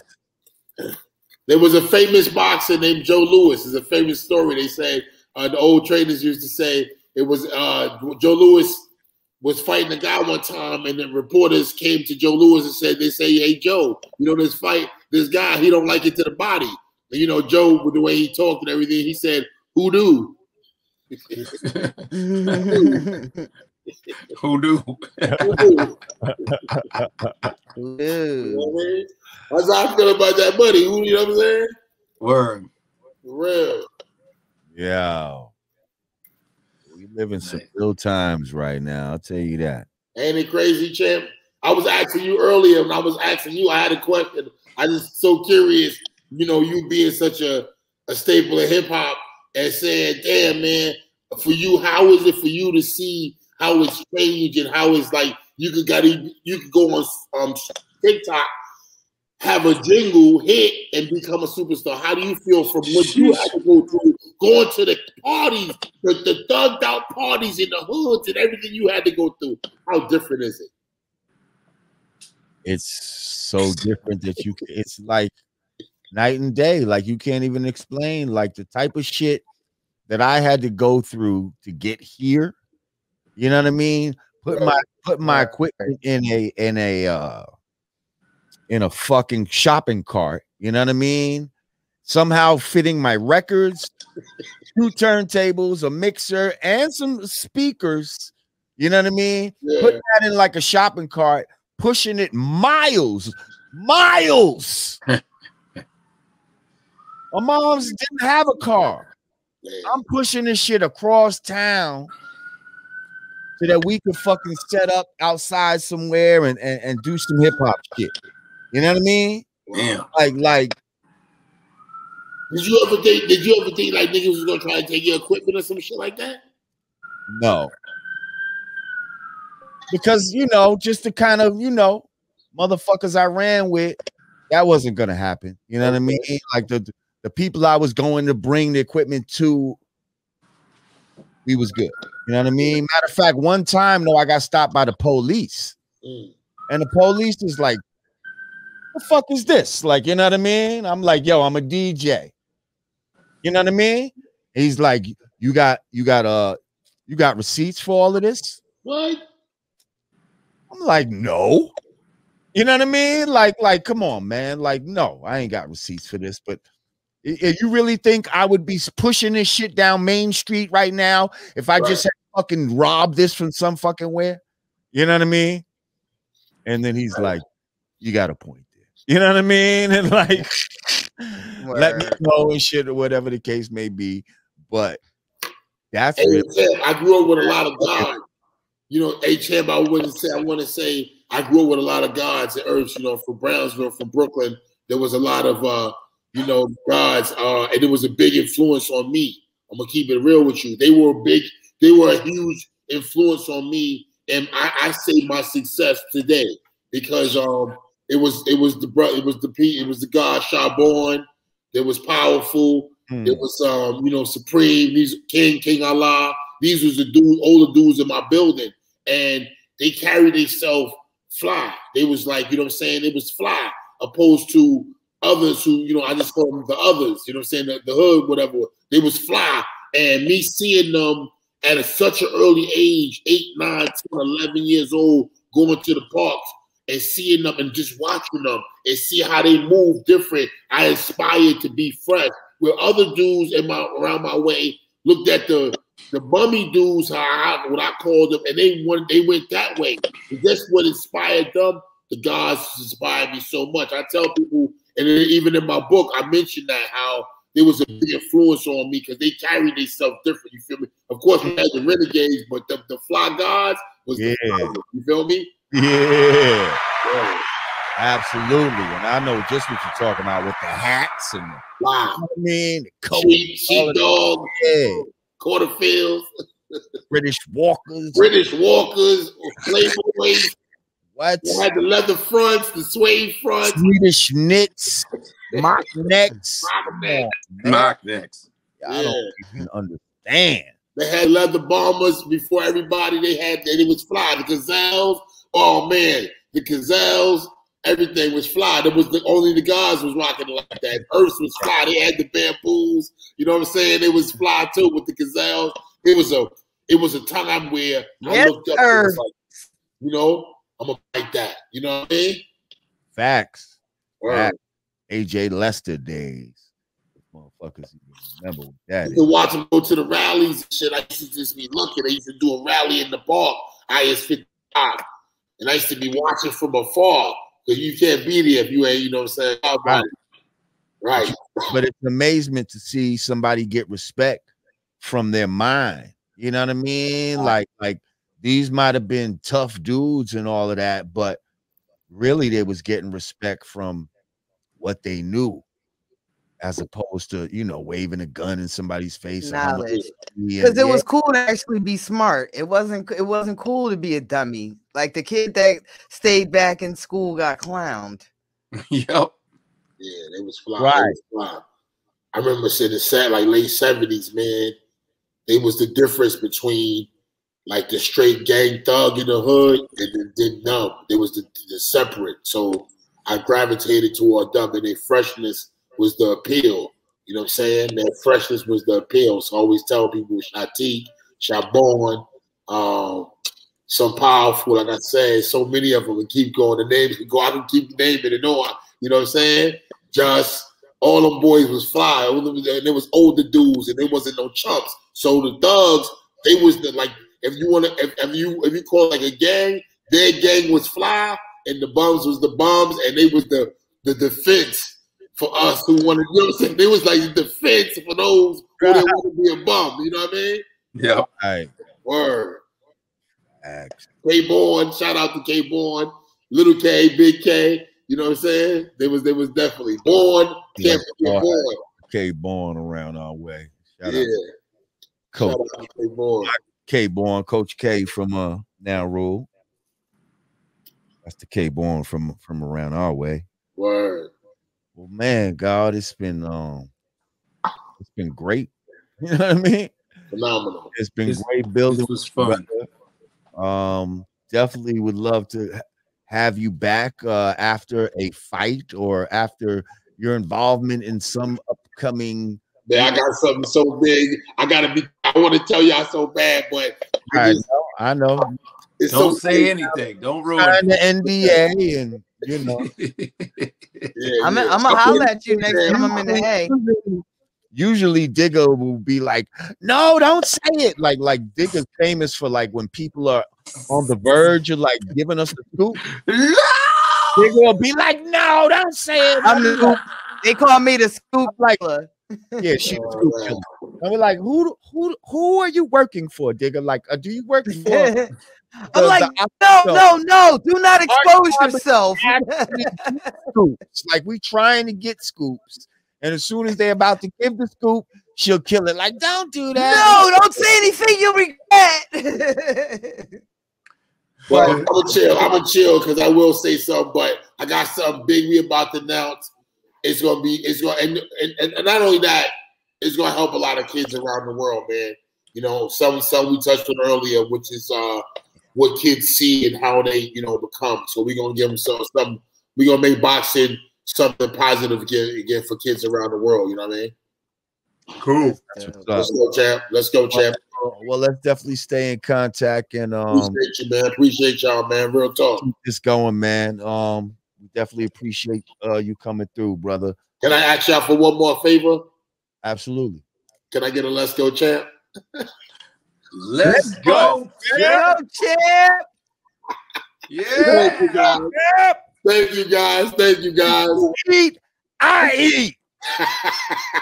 When you smoke, I smoke. When you smoke, I smoke. Like Mr. T said, I'm a You real champ, I champ. That's right. I'm gonna show you real champ. I'm the champ.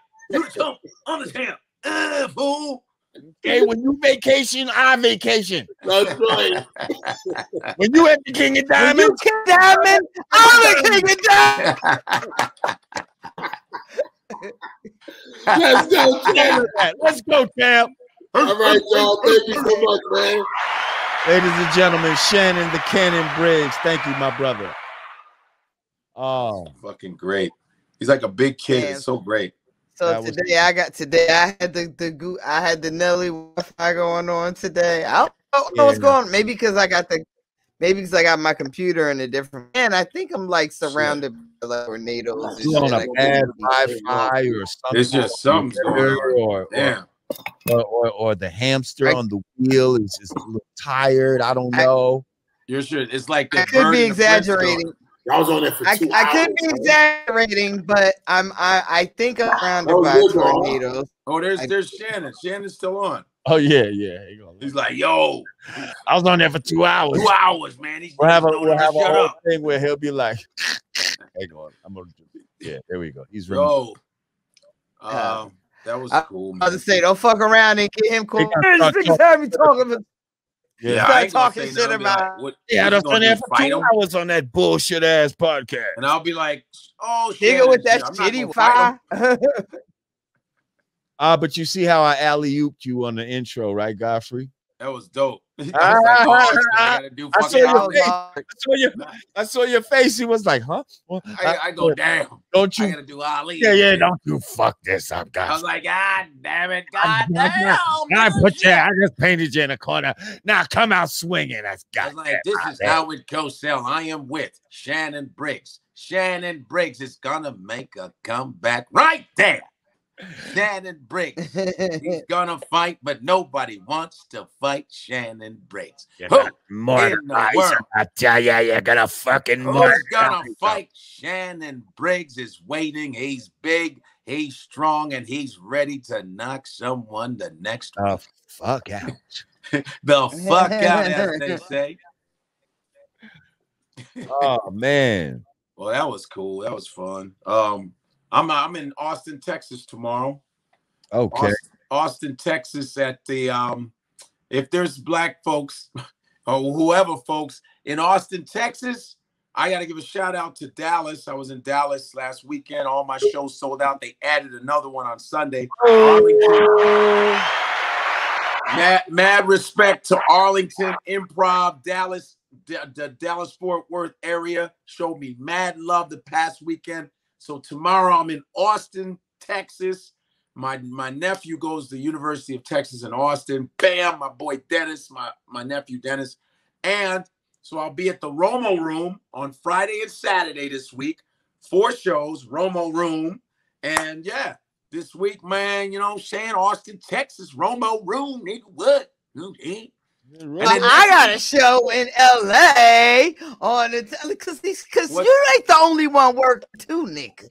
Now, whoa, relax. It's not a competition. Because you know you're busy or whatever. But whoa, yeah. Relax. Whoa. The one with the you work, I work. I don't know if you're gonna get yours through. Your shit keeps pausing. She's like, you work, I work. Competition. I'll be at the and then at the I will be at the Wi-Fi store getting my shit fixed. Okay, here I should be. Well, just be happy. Be happy. I get swooped away in a tornado. It's a fucking tornado outside. Hello. Are you serious? Oh, well, that's probably what it is. Yeah, I've been saying all night. Like I'm no, but we can't hear you. Keep cutting off. Yeah, but I swear to God, maybe... you keep cutting off. Yeah. Oh, that's why it's a tornado fucking your shit up. It's fucking tornadoes surrounded. Oh, okay. Yeah. Gotcha. Yo, yeah. It's just a big tornado forming outside. I just try to remember to plug stuff. I sometimes forget. So I said, well, let me bring it up. And I go, oh, shit. Let me say. I'm just messing with you. No, I know you are, but I got to be in the habit of plugging it because people say, yo, man, where you going to be? Yo, never promote. Say nothing on the website. You know what I mean? So, yeah, Austin, Texas is important this week. So, yeah, Friday, Saturday, Romo Room. And next week is my virtual comedy show, April 7th, Gotham Comedy Club. April 7th, 8 p.m. Eastern, 5 p.m. Pacific. You can go and buy tickets at rushtix.com, rushtix.com. And if you're in New York City, you can actually come and see it live because it'll be part live and mostly virtual because Cuomo said we can have shit about 30% full. And the comedy clubs in New York are opening up at April 2nd. They're finally opening up, everybody. Yes. Nice. And you know, now we can get a little. Broadway's coming back. So that's a beautiful thing. And Broadway's coming back. Fuck that vaccine. But I hope there's a Broadway show called Fuck the Vaccine. I don't know. So yeah, man, yeah. So and then followed by fuck that mask. Yeah, April 10th, I'm in Covina. April 10th, I'm in Covina, Los Angeles with Rentmatic and House Shoes. So yeah. Oh, where at? Yay. Damn. You're gonna be wearing house shoes, you said? I have to look at my phone. No, I said I'm gonna be with Matic and House Shoes. DJ House Shoes. Oh, my bad. Oh, you don't know the venue? I gotta go grab my phone. You better grab it. Bad. These motherfuckers be like, where? Hold on. You know what? Let me go grab it. Gotta get that venue. But while you're at it, I'm gonna talk about my venues. Romo Room. What's it? Romo Room, guys. Whoever's in Austin, Texas, or if you're close to Austin and want to drive, whatever, you big fans of the Yanadameen Podcast, you know what I'm saying? Y'all, come fuck with me, Austin, Texas. I know y'all be asking me when I'm going to come to your city, but when I'm in your city, you need to show up. Austin, Texas, Friday and Saturday, the Romo Room, but I'm coming tomorrow early because I love Austin, and I'm going to hang out first. And then I'm leaving Monday, so I'm going to hang out on Sunday, too. But Friday, Saturday is when the fucking fire begins, baby. Romo Room. Go to romoroom.com, Texas, Romo Room TX. Go on the Instagram or whatever.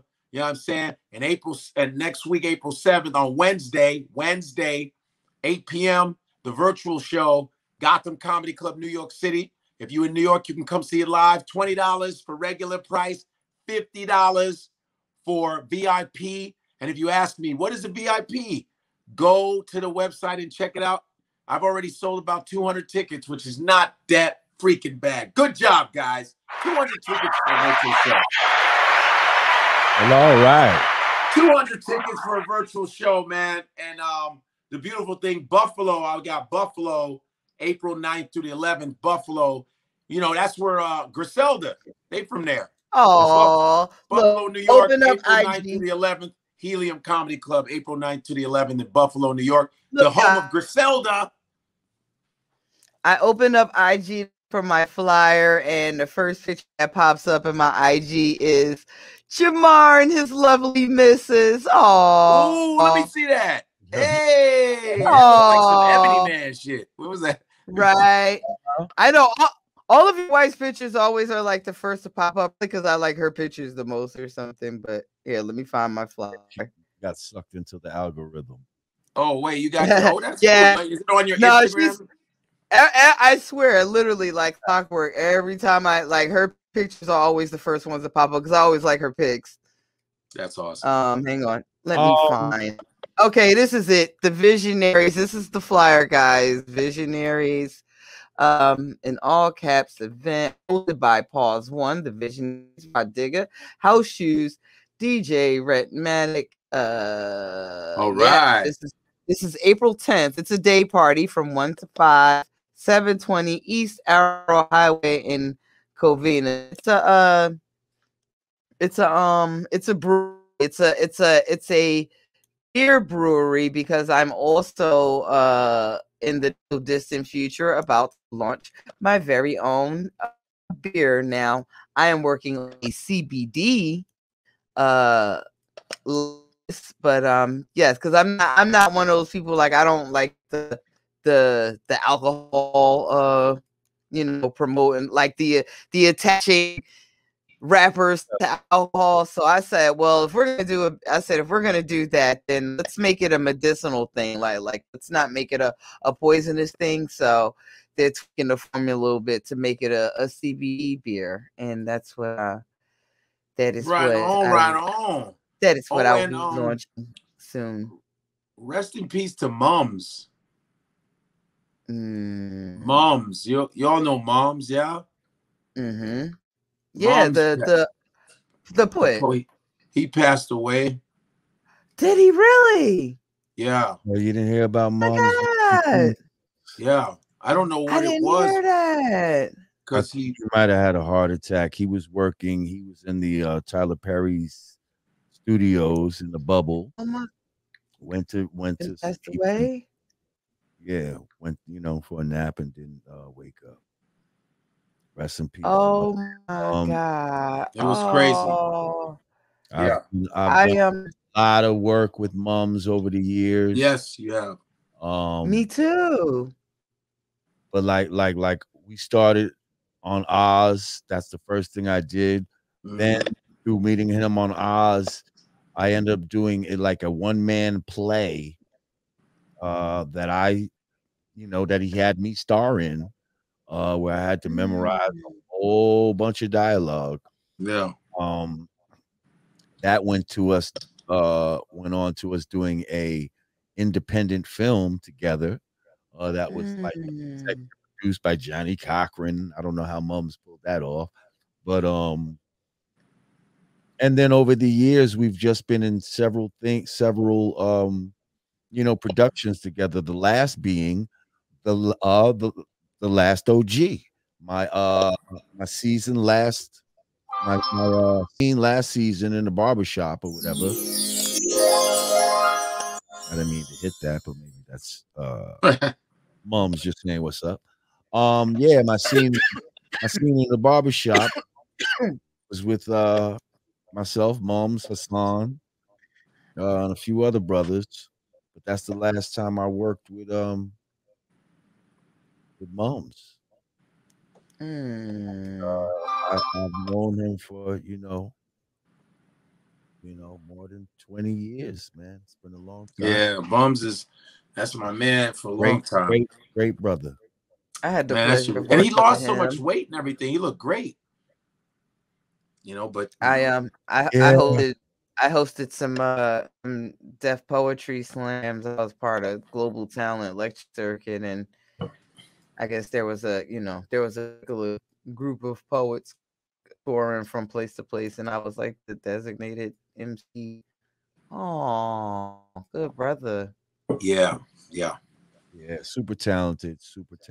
He will be missed. I just shot again for the last OG this past Friday. Oh, cool. And everybody was talking about him on set. Tracy Morgan, Malik Yoba, Gary Dourdan was in this particular scene, and everybody just knew Mums and just had love for Mums. Yeah, she was crazy. Rest in peace, Craig Mumsala Grant. We love you, bro. Damn. Really sad. Also, well, on a lighter note, there's a very cool challenge going on. I don't know if it's still be going on by the time this airs, but C Beats, he has a series what he calls Smack Pack Challenge. So I guess he has a particular pack of sounds and beat kits that he's providing to different producers, and I guess he's getting different people to do verses. So I'm currently in the volume 7, so there's like dozens, probably hundreds now of producers that are, you know, they all have to, the challenges for them to make a beat out of the sounds that he provided over my acapella. Yo, niggas got some fire going on. Some of y'all is a little fucking nuts. So some of y'all got me out here sounding crazy. Some of y'all ain't matching the tempo. Some of y'all ain't laying the beat right. Just for the record, the verse got to start on the 4. That second pass is before the 1. So y'all, when you, the second word, y'all gotta catch the pocket. Respect the pocket.